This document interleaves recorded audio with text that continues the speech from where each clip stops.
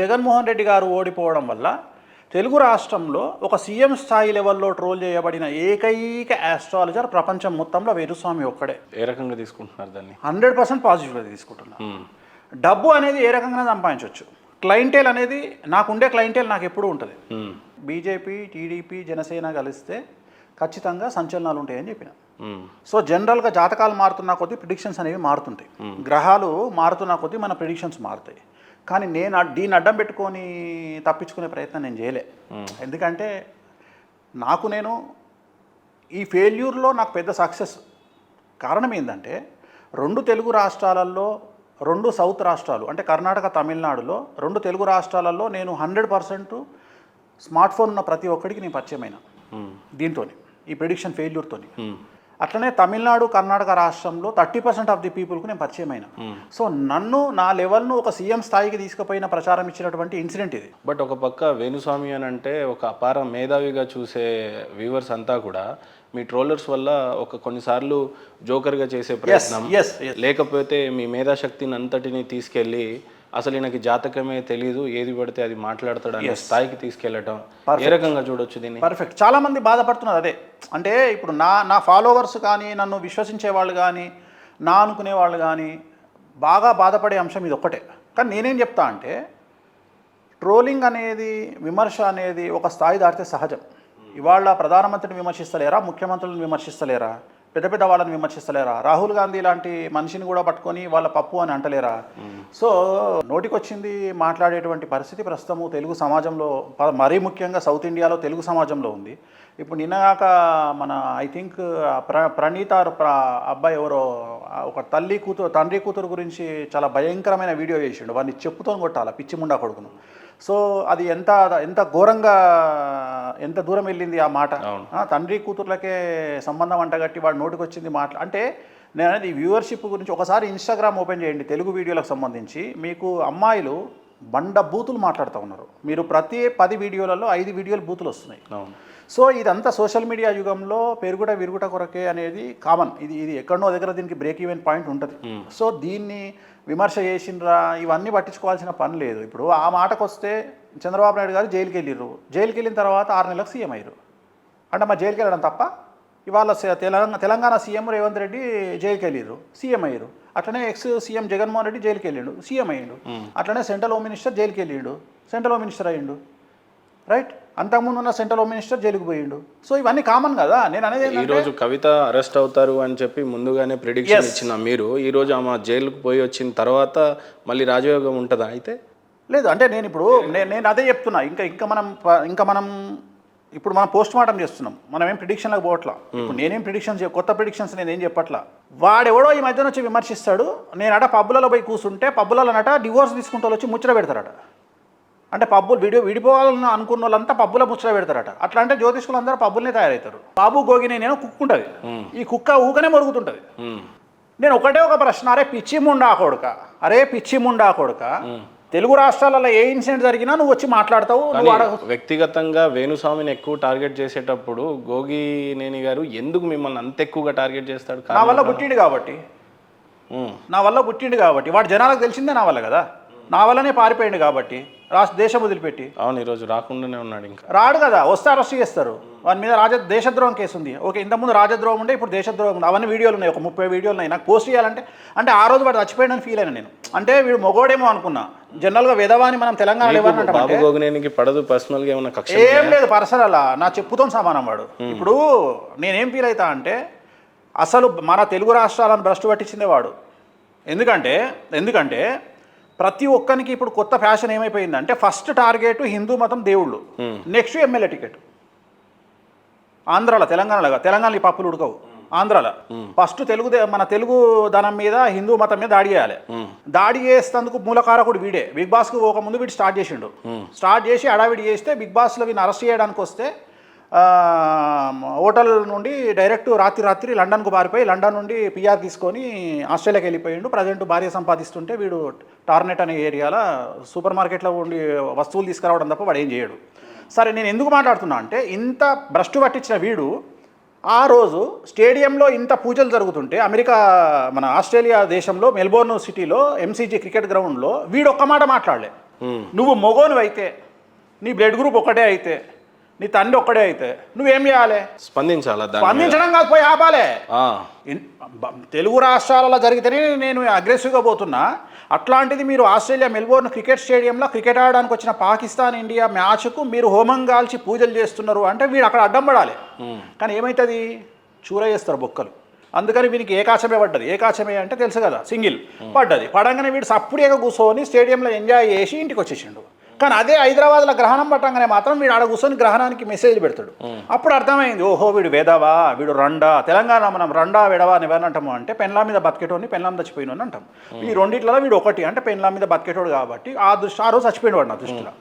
So ఇట్లా ఎవ్వడు ఇట్లా వీడు ఏం చేసి వీడిని చూసి ఇంకొకటి వచ్చాడు పాపం ఆయన చనిపోయిండు. ఆయన పేరే కత్తి మహేష్. సేమ్ వీడిని చూసి వీడు ఆయన రెచ్చగొచ్చిండు కత్తి మహేష్ను. అరే మన ఇద్దరం కలిసి 2019లో ఆంధ్రప్రదేశ్ నుండి మనం టికెట్ తెచ్చుకుందాం ఎమ్మెల్యేగా, మనం జనాల్లో సడన్గా మనము ఫేమస్ అవుదాము అని. ప్రతి ఒక్కని కాన్సెప్ట్ ఒకటే. తెలుగు మధ్య కాలంలో చాలా మంది దేవుళ్ళు లేరు అని చెప్పి బయలుదేరుతున్నారు స్వామి. బయలుదేరి ఎక్కడికి వస్తారు? బిగ్ బాస్కి వస్తారు, లేకపోతే రాజకీయాల్లోకి వచ్చి ఎమ్మెల్యే టికెట్ అడుగుతున్నారు.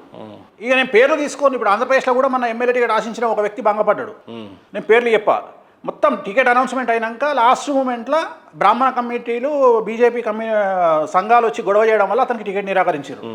సో ఈ ప్రతి ఒక్కరి టార్గెట్ ఏమైంది అంటే బిగ్ బాస్కు పోవాలన్నా, రాజకీయాల్లోకి రావాలన్నా హిందూ మతాన్ని టార్గెట్ చేయాలి. ఎందుకంటే చాలా తొందరగా వస్తుంది. స్వామి, నా ప్రశ్న చాలా సూటిగా అడగనివ్వండి మిమ్మల్ని. మీకు వచ్చినటువంటి విద్య ఏదైతే ప్రిడిక్షన్ గురించి చెప్తున్నారో మీరు, అది కేవలం మీరు సంపాదించుకోవడానికి ఉపయోగపడుతుందా, లేదా హిందూ ధర్మరక్షణ కోసం వేణుస్వామి చేసినటువంటి ఏమైనా ఉందా? ధర్మం కోసం పాటుపడే విధంగా వేణుస్వామి ఎప్పుడన్నా తన కర్తవ్యాన్ని నిర్వర్తించాడా అంటే ఏం చెప్తారు మీరు? చాలాసార్లు నిర్వర్తించిన ఇప్పుడు హిందూ సమాజం కోసం వేణుస్వామి అగ్రెసివ్గా మాట్లాడేది వేణుస్వామి. ఇప్పుడు ఒకసారి చిన్నజీఆర్ స్వామి మీద బాగా విమర్శలు వచ్చినప్పుడు నేను బయటకు వచ్చి నేను ఆర్గ్యుమెంట్ చేసిన. ఆయన చుట్టూ ఉండి తినే దొంగన కొడుకులు కూడా బయటికి రాలే. నేను బయటకు వచ్చి మాట్లాడిన. ఏం విమర్శలు స్వామి? తిరుపతి విమర్శ. తిరుపతిలో భద్రాచలంలో ఆయన గురించి జిఎస్ స్వామి వారి గురించి విమర్శలు వచ్చినప్పుడు నేను మీడియాకి వచ్చి మాట్లాడిన. ఎవడు మాట్లాడలే. జిఎస్ స్వామి వారు పైన తిరుపతి కొండ మీద దహనం చేయొద్దు డెడ్ బాడీలను అని కామెంట్ చేశారు. కామెంట్ చేసినప్పుడు చాలామంది వచ్చి అట్టెట్లా చేయొద్దు డెడ్ బాడీలను అంటే, ఇప్పుడు సపోజ్ మనం జనరల్గా బేసిక్గా చెప్పాలంటే మన ఇంటి పక్కనో మన ఇంటి ముందన్నో డెడ్ బాడీ ఉన్నప్పుడు మనం ఇంట్లో ఏదైనా అన్నం తినడానికి ఆలోచించామా? ఇక మరి నేను డెడ్ బాడీ పక్క అన్నం పెట్టుకొని తింటా అంటే ఏమంటారు? సో అట్లాంటి విమర్శలు నేను బయటకు వచ్చి మాట్లాడిన, నేను చేసిన. సో నేను చాలా ఫేస్ చేసిన వ్యక్తిగతంగా. అంటే ఒకటండి, ఇప్పుడు హిందూ మతాన్ని జ్యోతిషాన్ని వేరు చేసి చూస్తారా మీరు? రెండు ఒకటే కదా. ఇప్పుడు ఇవాళ ఆంధ్రప్రదేశ్ తెలంగాణ రాష్ట్రంలో 2 తెలుగు రాష్ట్రాలలో జ్యోతిష్యం అంటే వేణుస్వామి, వేణుస్వామి అంటే జ్యోతిష్యం అనేటువంటి స్థాయికి జ్యోతిష్యం రాబడింది అంటే దానికి కారణం ఒకే ఒక్క వ్యక్తి వేణుస్వామి. ఎవ్వడవునన్నా కాదన్నా. ఇవాళ జగన్మోహన్ రెడ్డి ఓడిపోగానే నేను చెప్పిన ప్రిడిక్షన్ ఫెయిల్ అయ్యింది అని నన్ను ఈ స్థాయిలో విమర్శ చేస్తున్నారు అంటే కారణం ఏంది అంటే నా క్రెడిబిలిటీ. నిజంగానే నేను చెప్పిన 10 జరగకపోతే 10 వీడియోలు పెట్టి నన్ను సోషల్ మీడియాలో ఒక ఆట ఆడుకుందరు జనాలు. కానీ ఎవ్వడికి ఏం దొరకట్లా. ఈ ఒకటే వీడియో ఉంది. సో ఈ ఒక్క వీడియో వాడు ప్లే చేయడం కాదు, నేనే చెప్తున్నా. నేను ఆల్రెడీ కూటమి వల్ల ఒకవేళ కూటమి ఉంటే జగన్ ఓడిపోతాడు అని చెప్పిన వీడియో ఉన్నా కూడా నేను దాన్ని నేను అడ్వాన్స్గా తీసుకొచ్చుకొని అడ్వాంటేజ్ తీసుకోవట్లా. ఎందుకు అంటే నా జీవితానికి ఈ ప్రిడిక్షను అతిపెద్ద మలుపు. అంటే మీరు వ్యక్తిగతంగా అనుకున్నారు స్పష్టంగా జగన్మోహన్ రెడ్డి మళ్ళీ సీఎం అవుతారని? ఇక్కడ నాకు ఎవ్వడు చుట్టం కాదు. ఇక్కడ ఏమవుతుందంటే బేసికల్లీ మనం ఒక పార్టీకి గెలుస్తుంది అని చెప్పినప్పుడు ఇంకొక పార్టీ ఓడిపోతుంది అని అర్థం. కానీ వీటన్నిటిని క్రోడీకరించుకొని ఈ సోషల్ మీడియా యుగంలో వేణుస్వామి 2018లో ఏం చెప్పిండు, 17లో ఏం చెప్పిండు, 19లో ఏం చెప్పిండు అని వినే ఓపిక జనాలకు లేదు. జనాలు లేటెస్ట్ కోరుకుంటారు. ఇవాళ రాస్తారుని ఇన్సిడెంట్ వచ్చింది, ఇవాళ రాస్తారుని ఇన్సిడెంట్ అయిపోయింది, రేపు ఇంకో ఎల్లిగాని ఇన్సిడెంట్, ఎల్లుండి మల్లిగాని ఇన్సిడెంట్.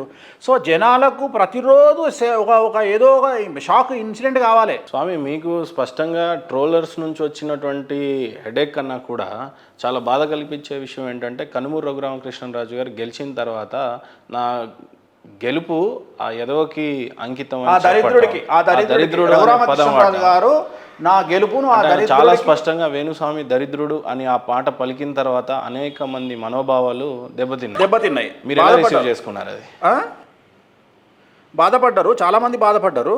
సో ఇది ఒక్కసారి వినండి. రఘురామకృష్ణరాజు గారి గురించి 2017లో నేను చెప్పిన వీడియో. భవిష్యత్తులో మళ్ళీ ఎంపీ అవుతారంటారా? కష్టం. ఏమన్నాడు ఆయన? యాంకర్ ఏమడిగిండు? భవిష్యత్తులో మళ్ళీ ఆయన ఎంపీ అయ్యే అవకాశం ఉందా అని అడిగారు మేము. MP, not MLA, MP member of parliament. ఇది 2017లో వచ్చినటువంటి వీడియో, ఇంటర్వ్యూ చేసినప్పుడు వీడియో. ఆయన అప్పుడు ఎంపీ గారు. సో ఆయన మెంబర్ ఆఫ్ పార్లమెంటు, రాజ్యసభ కాదు, మెంబర్ ఆఫ్ పార్లమెంటు. నన్ను అడిగినటువంటి యాంకరు, ఈయన మళ్ళీ ఎంపీగా అయ్యే అవకాశం ఉందా, ఎంపీగా గెలిచే అవకాశం ఉందా అంటే లేదు అని చెప్పినటువంటి వ్యక్తి వేణుస్వామి. సో ఆయన రఘురామకృష్ణంరాజు గారు అంటే నాకు చాలా గౌరవము, రాజులు అంటే నాకు విపరీతమైన ప్రేమ. భీమవరం రాజులు నాకు చాలామంది క్లోజ్ సర్కిల్. సో చాలామంది నాకు బాగా సన్నిహితంగా ఉంటారు. ఆయన నుండి అలాంటి మాట నేను ఎక్స్పెక్ట్ చేయలేదు. దరిద్రుడు వేణుస్వామి అనే మాట ఆయన విచక్షణకే వదిలేస్తున్నా. రెండవది ఏంటంటే, నేను ఎంపీగా గెలవరు అని చెప్పిన, నాది 100కు 1,00,00,000% జరిగింది. నేను ఆయన ఎమ్మెల్యే గురించి నేను టాపికే మాట్లాడలే. అంటే ప్రధానమంత్రిగా పోటీ చేసినటువంటి వ్యక్తి ఎమ్మెల్యేగా పోటీ చేస్తాడు అని మనం ఊహించాం. ఈ జనరేషన్లో, ఈ కలియుగంలో మనం ఊహించాం. ఆయన చేస్తే ఆయన జాతకాన్ని విశ్లేషించాలి. సో ఎంపీగా పోటీ చేసిన వ్యక్తి ఎమ్మెల్యేగా పోటీ చేస్తాడని మనం కలగనం కదా. ఎంపీ అంటే 7 నియోజకవర్గాల హెడ్. సో ఆయన వదిలేసి ఒక ఎమ్మెల్యేగా పోటీ నేను ప్రిడిక్షన్ చేయలేను. నేను ఏమన్నా ఎంపీగా గెలవడు అని చెప్పిన. బట్ ఆయనను ఆ రోజు విలేకరు అడగగానే వేణుస్వామి అనే దరిద్రుడికి నా విజయాన్ని అంకితం చేస్తున్నాను అన్నారు. నేనేం ఫీల్ కావట్లే. ఇప్పుడు దీంట్లో నేను ఫీల్ కావడానికి ఏముంది? వ్యక్తిగత కక్షలు ఉన్నాయా మీకు? ఆయన ఎవరో కూడా తెలియదు. ఆయన ఎప్పుడండి ఏదో మీడియాలో చూడడం తప్ప వ్యక్తిగతంగా ఇంతవరకు ఆయన ఒక్కసారి కూడా కనిపించే, నేను కలవలే ఆయనకు. అంటే నేను అనేది అదే చెప్తున్నా. ఇప్పుడు అగ్రెసివ్నెస్ అనేది ఆయన ఎందుకు తిట్టిండో, నన్ను ఆ మాట ఎందుకు అన్నాడో నాకు తెలియదు. కానీ నేనేది ఏంటంటే, ప్రతి మాటకు భగవంతుడు, నేను ప్రతిదీ రీజన్ లేకుండా జరగదని కోరుకున్నాను, నేను నమ్ముతా. సో ఏదో రీజన్ ఉంటుంది. ఆయన నోటి నుండి నన్ను తిట్టించిండు అంటే ఏదో రీజన్ ఉంటుంది. ఉంటుందా ఆయన భవిష్యత్తు ఏమన్నా బ్రైట్గా ఉండే? అదే మళ్ళీ నేను అదే చెప్తున్నా మీకు. నేను ప్రిడిక్షన్స్ చెప్పను ఇప్పుడు. మళ్ళీ మీరు ఓన్లీ పోస్ట్ మార్టం చేయండి. ప్రిడిక్షన్స్ మనం చెప్పము.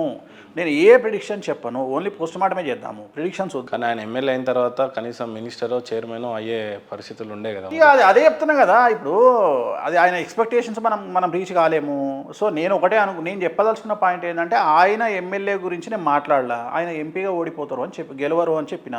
అసలు ఎంపీ టికెటే ఆయనకు రాలేదు. బస్ ఇక్కడ వేణుస్వామి ప్రిడిక్షన్ 1,00,00,000% నిజమైంది. సింపుల్. భూప్రపంచంలో రేపు ఏం జరగబోతుందో చెప్పగలిగే ఏ మానవుడైనా దేవుడితో సమానం అంటే ఒప్పుకుంటారా? 100% ఒప్పుకోరు.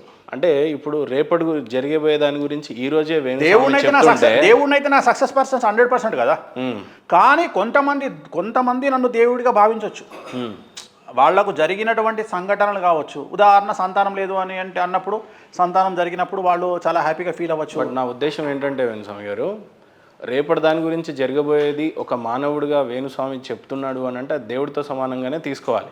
కానీ రేపు ఏం జరగబోతుందో చెప్పగలిగే శక్తి నిజంగా మానవుడికి ఉందంటారా? 100% ఉంది. 100% ఉంది. ఎందుకు లేదు? 100% ఉంది. ఏ రకంగా క్లెయిమ్ చేస్తారు దాన్ని మీరు? అదే చెప్తున్నా, ప్రిడిక్షన్. దాన్ని జ్యోతిషం. నవగ్రహాల మీద ప్రపంచం ఆధారపడి ఉంది. గ్రహ గమనముతో, గ్రహాలు మారుతున్న స్థితిగతులతో మనము ఒక మనిషి జీవితాన్ని 100కి 100% ప్రిడిక్ట్ చేయొచ్చు. బట్ ఇక్కడ నేను చెప్పదలుచుకున్న పాయింట్ ఏంటంటే, జ్యోతిష్యులకు సంబంధించి పార్వతీదేవి ఇచ్చినటువంటి ఒక శాపం ఉంది. ఒకరోజు గురువు శుక్రుడు ఇద్దరు పోయి పార్వతీదేవి కోసం వెయిట్ చేస్తున్న సందర్భంలో, పార్వతీదేవి అమ్మవారు స్నానం చేస్తున్న సందర్భంలో వీళ్ళిద్దరూ ఉన్న దగ్గర ఉండకుండా ఈ గురుగ్రహము శుక్రగ్రహం రెండు ఏం మాట్లాడుకుంటాయంటే, అరే అమ్మగారికి ఎక్కడెక్కడ పుట్టుమచ్చలు ఉన్నాయో నీ తెలివిని ఉపయోగించి చెప్పురా అని చెప్పేసి గురువు శుక్రుడు ఇద్దరు మాట్లాడుకుంటున్న సందర్భంలో అమ్మవారు పార్వతీదేవి బయటకు వచ్చి, చివరికి మీ విద్యను నా మీదనే ప్రదర్శిస్తారా మూర్ఖులారా అని చెప్పేసి మీరు చెప్పే దాంట్లో 8% సక్సెస్ రేట్ ఉండదు అని చెప్పిస్తుంది. అంటే అప్పటి నుండి 100కు 8% సక్సెస్ రేట్ అనేది జ్యోతిష్యులకు ఉండదు. అంటే 100 ప్రిడిక్షన్లు చెప్తే 8 ప్రిడిక్షన్లు ఫెయిల్యూర్ అవుతాయి, ఒక 92 ప్రిడిక్షన్లు సక్సెస్ అవుతాయి. సో ఈ సక్సెస్ రేట్ ఉన్నవాడు భారతదేశంలో ఎవరు లేరు, ఒక్క వేణుస్వామి తప్ప.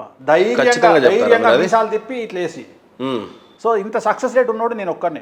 ఒక పక్క ప్రభాస్కి ఇంకా హిట్టే పడదు జీవితంలో, ఇంకా ఆయనకు సక్సెస్ రేట్ చాలా తక్కువ అన్నారు. మరి చాలా మంచి ప్రశ్న, చాలా మంచి ప్రశ్న. ఇదే ప్రశ్న కోసం వెయిట్ చేస్తున్నా నేను. ఏ సినిమా హిట్ అయిందండి? కల్కి ఇప్పుడు వరల్డ్ వైడ్ హిట్ అయింది కదా. సాహో అని సినిమా ఒకటి వచ్చినట్టుంది కదా. అవును. ఆదిపురుషన్ వచ్చింది కదా, రాధేశ్యామ్ వచ్చింది కదా. అవి విశ్వ విజేతలైనయా? కాలేవు. మరి అప్పుడు వేణుస్వామికి దండేయాలిగా. అంటే మీరు ఇంకా సక్సెస్ రేట్ ఉండదు ప్రభాస్కి ఫ్యూచర్లో అన్నారు. కల్కి ఈ రోజున వరల్డ్ వైడ్ రికార్డ్స్ బ్రేక్ చేస్తా ఉంది. సాలారు సూపర్ హిట్ అన్నారు, 135 కోట్లు మైనస్. అవునా? కనుక్కోండి. కనుక్కోండి వెళ్ళి. 135 కోట్లు మైనస్ ఈస్ట్ వెస్ట్ డిస్ట్రిబ్యూటర్లకు ఎగ్జిబిటర్లకు డబ్బులు ఇచ్చారు రిటర్న్. ఎవడు చెప్పాలి ఇది బయటకు వచ్చి? ఎవడు చెప్పాలి? ప్రొడ్యూసర్ చెప్పాలి. సోషల్ మీడియా, నేను ఒకటే పాయింట్ చెప్తా. ఫ్యామిలీ స్టార్ అనే సినిమా నేను చూసిన, విజయ్ దేవరకొండది. Jabardasth cinema, Jabardasth cinema. నా కుటుంబానికి నేను ఎట్లా రోల్ మోడలో ప్రతి కుటుంబాల్లో ఒక రోల్ మోడల్ ఉంటాడు. ఇవాళ మీరు ఇంత కష్టపడి ఈ స్థాయికి వచ్చి ఒక స్టూడియో పెట్టి ఈ లెవెల్కి వచ్చిర్రు అంటే మీ కుటుంబానికి మీరు రోల్ మోడల్. సో మీకు కనెక్ట్ అవుతుంది ఆ సినిమా. అంటే కష్టపడి వచ్చిన ప్రతి ఒక్కడికి కనెక్ట్ అవుతుంది. సోషల్ మీడియాలో ట్రోల్ చేసే దొంగ నా కొడుకులకు తప్ప ప్రతి ఒక్కరికి కనెక్ట్. సినిమా రిలీజ్ కాకముందే నెగిటివ్ టాకు స్ప్రెడ్ చేసిర్రు. సర్వనాశనమైంది సినిమా. వీళ్ళు ఉత్తగపోతారా? మనిషిని పొట్ట మీద కొట్టొద్దు, మనసు మీద కొట్టొద్దు. ఈపులో కొట్టండి, కాళ్ళ మీద కొట్టండి, ఎక్కడైనా కొట్టండి. కానీ ఒక మనిషి పొట్ట మీద కొట్టిరు. విజయ్ దేవరకొండ అనే వ్యక్తి పొట్ట మీద కొట్టిరు. ఆయన నాశనం అయిపోయిందిగా ఆ సినిమాతోని తీసిన ప్రొడ్యూసర్ నాశనం అయిపోయిందిగా. ఎంత మంచి సినిమా అది, ఫ్యామిలీ స్టార్ అనే సినిమా. అంటే సోషల్ మీడియా వల్ల ఇలాంటి నెగిటివ్లు జరుగుతున్నాయి. ఇది ఏ సందర్భంలో మాట్లాడినాం మనము? మీరు ఏ సందర్భంలో మీరు ఏ ప్రశ్న అడిగితే ఈ ఆన్సర్ చెప్పిన నేను? కల్కి సినిమా ఈరోజు వరల్డ్ వైడ్ సూపర్ హిట్ సాధిస్తుంది కదా, మరి మీరు చెప్పిన ప్రిడిక్షన్ తప్ప జరిగినట్టుగా. సో పాజిటివ్ పబ్లిసిటీ సోషల్ మీడియాలో పెట్టగానే అయిపోయిందా? ప్రొడ్యూసర్ అనేటోనికి చివరిగా డబ్బులు వచ్చినాయా రాలేదని చూసుకోవాలి కదా. సలార్కి రాలేదు అని అంటున్నాను. సలార్కి రాలేదు. నేను ఇప్పుడు దీని గురించి నేను మాట్లాడను. నేను చెప్పే పాయింట్ ఏంటంటే, ఓకే సలార్ కూడా సూపర్ హిట్ అండి, సూపర్ హిట్, నేను ఒప్పుకుంటున్నా సూపర్ హిట్. మొత్తం 5 సినిమాలు వేసుకుందాము. 5 సినిమాలలో Radhe Shyam disaster, Adipurush disaster, Saaho disaster. మరి 3 సినిమాలు ఫెయిల్ అయినప్పుడు నాకు ఎందుకు మీరు కిరీటం పెట్టలే? నేను అడిగే ప్రశ్నకు ఆన్సర్ చెప్పండి. అంటే నన్ను మీరు ఎక్కడానికి సిద్ధంగా ఉన్నప్పుడు నాది జరిగినప్పుడు మీరు ఎందుకు వస్తలేరు? ఇప్పుడు మీ ప్రిడిక్షన్ తాత్కాలికంగా ఈ 3 సినిమాల వరకే చూడొచ్చా, లేకపోతే లైఫ్ టైం చూడొచ్చా? ఏ రకంగా? First of all life time చూడండి, లైఫ్ టైం చూడండి. ప్రభాస్కి కాదు, ఎవరికి ఏ చెప్పినా లైఫ్ టైం చూడండి. ప్రభాస్ నుండి ఒక మిర్చి లాంటి సినిమా మీరు ఎక్స్పెక్ట్ చేస్తారా? ఒక మిస్టర్ పర్ఫెక్ట్ లాంటి సినిమా మీరు ఎక్స్పెక్ట్ చేస్తారా?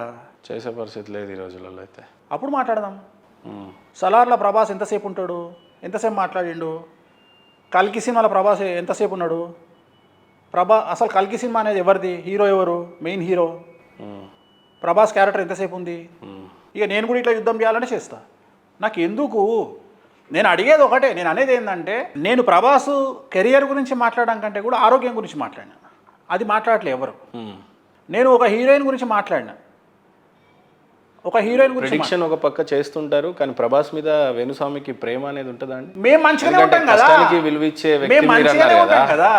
బట్ అది జ్యోతిష్యంగానే చూడొచ్చా, లేకపోతే కోపంగా చూడొచ్చా? నేను అదే చెప్తున్నా. నేను జ్యోతిష్యం అనేది వేరు. ఒక సామెత ఉంది, పేకాటనే బొమ్మరిది అని. సో జ్యోతిష్యం అనేది నా వృత్తి, స్నేహం అనేది నా ఇష్టం. ప్రభాస్ అంటే నాకు ఇష్టం. ప్రభాస్ సినిమాలు చాలా సినిమాలకు నేను ముహూర్తం పెట్టిన. ఈరోజు కూడా మీరు నమ్ముతారో నమ్మరో, జగన్ ఇన్సిడెంట్ అయిన తర్వాత ప్రభాస్ గారు నాకు మోరల్ సపోర్ట్ ఇచ్చారు. ఫోన్ చేశారా? ఎందుకు ఇక మోరల్ సపోర్ట్ ఇచ్చారు? ఎందుకంటే ఇంత ధైర్యంగా ఉన్నారు మీరు, గ్రేటు, మా వల్ల కాదు, మేము ఒక సినిమా పోతే మేము భయపడతాము లేదా ఫీల్ అవుతాము, కానీ మీరు ధైర్యంగా ఉన్నారు. సో నేను పెట్టుకునే అద్దాలన్నీ కూడా ప్రభాస్ గారి కళ్ళద్దాల తాలూకా అద్దాలు ఉంటాయి. అంటే నేను ప్రభాస్ గారు పెట్టుకునే అద్దాలు సేమ్ ఉంటాయి. నా డ్రీమ్ అది. ప్రభాస్ గారు అంటే నా డ్రీమ్ ఏంటంటే, పవన్ కళ్యాణ్ గారు వేసుకునే చెప్పులు కాస్ట్లీ, అలాంటి చెప్పులు కొనుక్కోవాలి అని నాకు పిచ్చి. ఏది అత్తారింటికి దారేది సినిమాలో దేవదేవం భజే అనే టైంలో మన పవన్ కళ్యాణ్ గారు చెప్పులు చూపిస్తారు, మనకు అడుగులు చూపిస్తారు. ఆ చెప్పులు కాస్ట్లీ 35 నుండి 40 వేలు ఉంటాయి. సో నాకు ఆ డ్రీమ్ అది. పవన్ కళ్యాణ్ గారు వేసుకున్న చెప్పులు నేను వేసుకోవాలి అని నాకు కసి నా జీవితంలో. దానికోసం కష్టపడి నేను ఆ చెప్పులు కొనుక్కున్నా. అట్లనే ప్రభాస్ గారు పెట్టుకునే కళ్ళద్దాలు అంటే నాకు పిచ్చి. ఆయన పెట్టుకునే కళ్ళద్దాలు లైఫ్లో మనం ఇవి పెట్టుకుంటే మన జీవితంలో ఒక సక్సెస్ ఉంటుంది, ఎంజాయ్ చేయాలి లైఫ్ అని నేను అవి కొనుక్కున్న తర్వాత ఆయన కూడా నన్ను కామెడీ చేస్తారు, నాకంటే మీరే ఎక్కువ వాడుతూ కళ్ళద్దాలని. సో నేను అనేది ఏంటంటే, ప్రభాస్ గారికి నాకు ఉండేటువంటిది అట్లనే ఇండస్ట్రీలో నాకు వేరే వాళ్ళకు ఉండే రిలేషన్ అనేది చాలా ఎక్స్ట్రీమ్ ఉంటుంది. సో అది సమాజానికి తెలియాల్సినటువంటి అవసరం లేదు. ఇప్పుడు ఎవరితోని ఎట్లా మాట్లాడతాము, ఎవరితోని క్లోజ్ ఉంటాము అనేది నేను చెప్పుకోను కదా. నాకు చాలామంది ప్రొడ్యూసర్లు, చాలామంది డైరెక్టర్లు, పొలిటీషియన్స్ నాకు చాలా క్లోజు. నేను అందరినీ రివీల్ చేయలేను కదా. అందరి విషయాలు సమయం వచ్చినప్పుడు రివీల్ కాబడతాయి, కానీ అంతేగాని నేను చెప్పలేను కదా. బట్ దీన్ని వ్యక్తిగతమైన ద్వేషం కింద కన్వర్ట్ చేసుకుంటే అది ఎట్లయితుంది? బట్ ఎవడన్నా ప్రభాస్ గారు అంటారా మిమ్మల్ని? ఆయన బేసిక్గా డార్లింగ్ అంటారు, డార్లింగ్ స్వామి ఎందుకు ఇలా నన్ను ట్రోల్ చేస్తున్నారు? అస్సలు ఆయన ఏమంటారంటే ఆయన మన గురించి మంచిగా చెప్తున్నారు కదా అంటాడు. ఇది కాషన్ కదా అంటారు. ఇప్పుడు డాక్టర్ దగ్గరికి పోతే పేషెంట్ డాక్టర్ దగ్గరికి పోతే నీకు హార్ట్ ప్రాబ్లం ఉంటే హార్ట్ ప్రాబ్లం ఉంది, బీపీ ఉంటే బీపీ, షుగర్ ఉంటే షుగర్ ఉంది, క్యాన్సర్ ఉంటే క్యాన్సర్ ఉంది, లివర్ సిరోసిస్ ఉంది అని మొదలే చెప్పి జాగ్రత్తలు చెప్పాలి. నేను కూడా అదే కదా నేను చేసేది.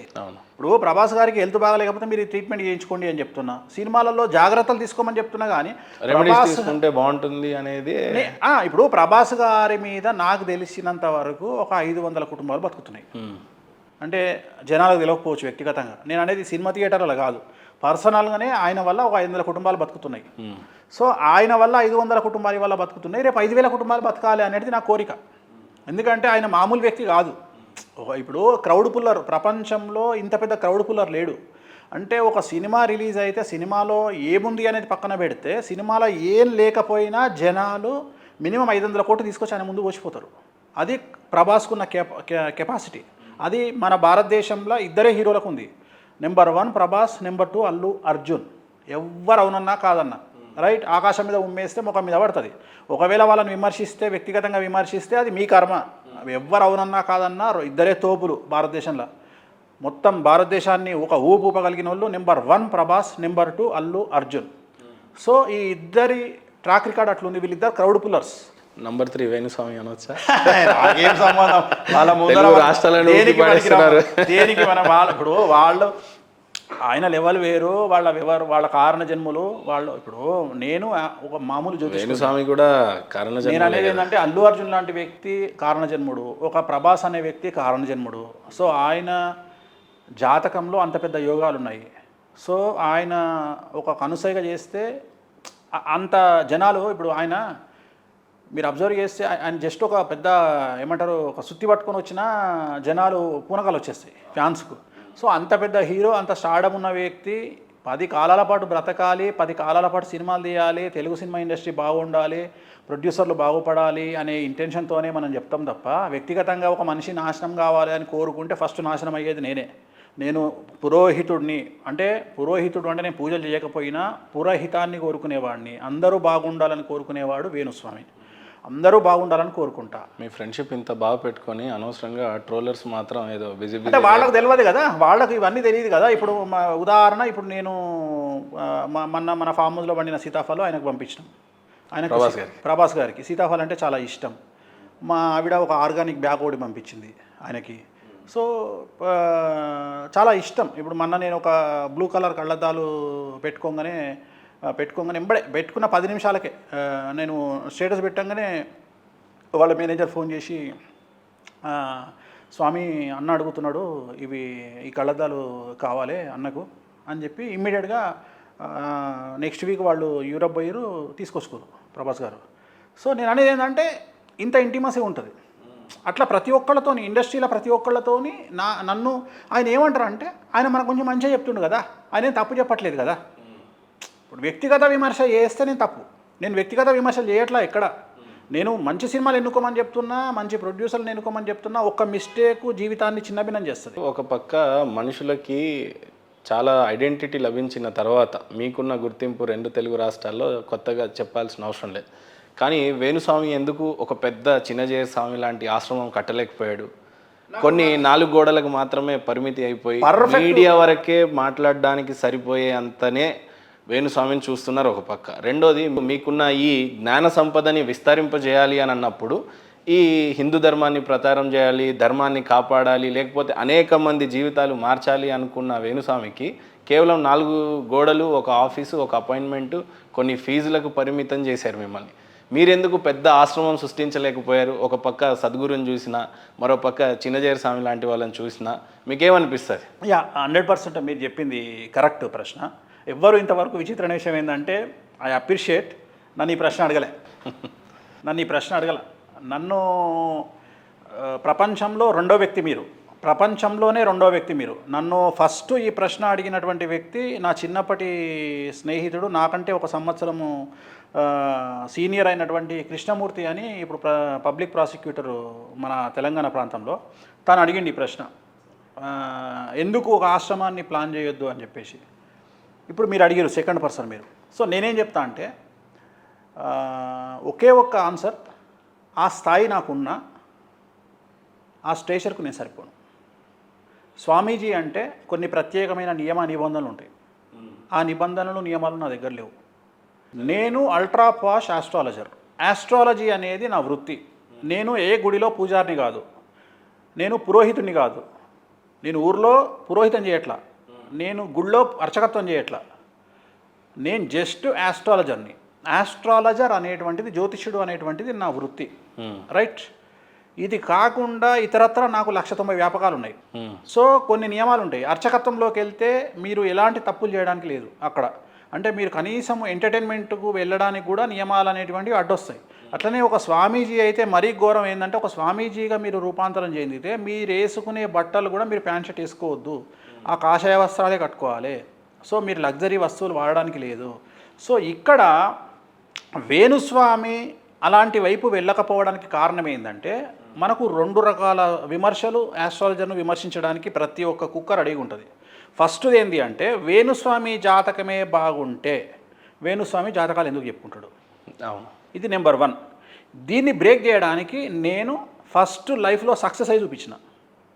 అరే వేణుస్వామి అంటే ఇగో ఇట్లా బతుకుతాడు, వేణుస్వామి లగ్జరీ లైఫ్ లీడ్ చేస్తాడు, వేణుస్వామి కడుపు నిండిన తర్వాత వేణుస్వామి తోపైనాకనే వేరే వాడికి సలహాలు ఇస్తుండు తప్ప వేణుస్వామి చెట్టు కింద చిలక జోషం చెప్పేటోడు కాదు. వేణుస్వామి ఆస్ట్రాలజీకి రోల్ మోడల్. వేణుస్వామి అందుకని అంత పెద్ద ఎత్తున ఉన్నాడు. అనగానే వీళ్ళు ఏమంటారు, వేణుస్వామికి అన్ని డబ్బులు ఎక్కడి నుండి వచ్చినాయంట, ఇవే కుక్కలు మళ్ళీ. అంటే మీరు డబ్బులు సంపాదిస్తే ఏడిపే, సంపాదించకపోతే ఏడిపే. సో జాతకాలు చెప్పుకుంటే వాని జాతకమే బాగుంటే ఎందుకు చెప్పుకుంటాడని మీరే అంటారు. ఒకవేళ వాడు బాగుపడితే వాడు ఎట్లా బాగుపడ్డాడు అని మీరే క్వశ్చన్ చేస్తారు. సో ఇలాంటి ఒక దీంట్లోనే ఉంటుంది తప్ప నా ఇష్టం, నాకు బుద్ధి పుడితే గోవాకు పోతా, నాకు బుద్ధి పుడితే బ్యాంకాక్ పోతా, నాకు బుద్ధి పుడితే దుబాయ్కి పోతా, నాకు బుద్ధి పుడితే ఆస్ట్రేలియా పోతా, నాకు బుద్ధి పుడితే లండన్కి పోతా. సో నాకు అందరికీ స్ట్రెస్ బస్టర్స్ కొన్ని ఉంటాయి. నాకు స్ట్రెస్ బస్టర్ ఏంది, షాపింగ్ పోవడం. నేను షాపింగ్ చేస్తే నేను స్ట్రెస్ బస్టర్, నాకు రిలాక్స్ అయితే నాకు హైదరాబాద్లో కూడా నాకు చిరెత్తుకు రాగానే కార్ తీయమని చెప్తా, వెళ్ళిపోతా. సో నా ఇష్టం అది. నేను అనేది ఏంటంటే ఎంజాయ్ లైఫ్ను. ఇప్పుడు మనకు ఒక శాస్త్రం ఉంది, కామం అనేది ఒకటి ఉంది. ఆ కామం వేణుస్వామికి ఏ మోతాదులో ఉంటుంది? ఓన్లీ మీరు కామాన్ని బేస్ చేసుకునే మాట్లాడుతున్నారు. కామం ఎక్కడ లేదు, ప్రతి దగ్గర కామమే ఉంది కదా. ఇప్పుడు నేను పూజించే అమ్మవారే యోని రూపంలో ఉంటుంది కదా, నేను పూజించేదే కామాఖ్యను కదా, కానీ నేను చూసే విధానంలో తేడా ఉంటుంది. ఇప్పుడు దుర్మార్గులు ఇవాళ 7 సంవత్సరాలు, నిన్న ఎక్కడనో చూసిన 7 సంవత్సరాల అమ్మాయిని రేప్ చేసిండు.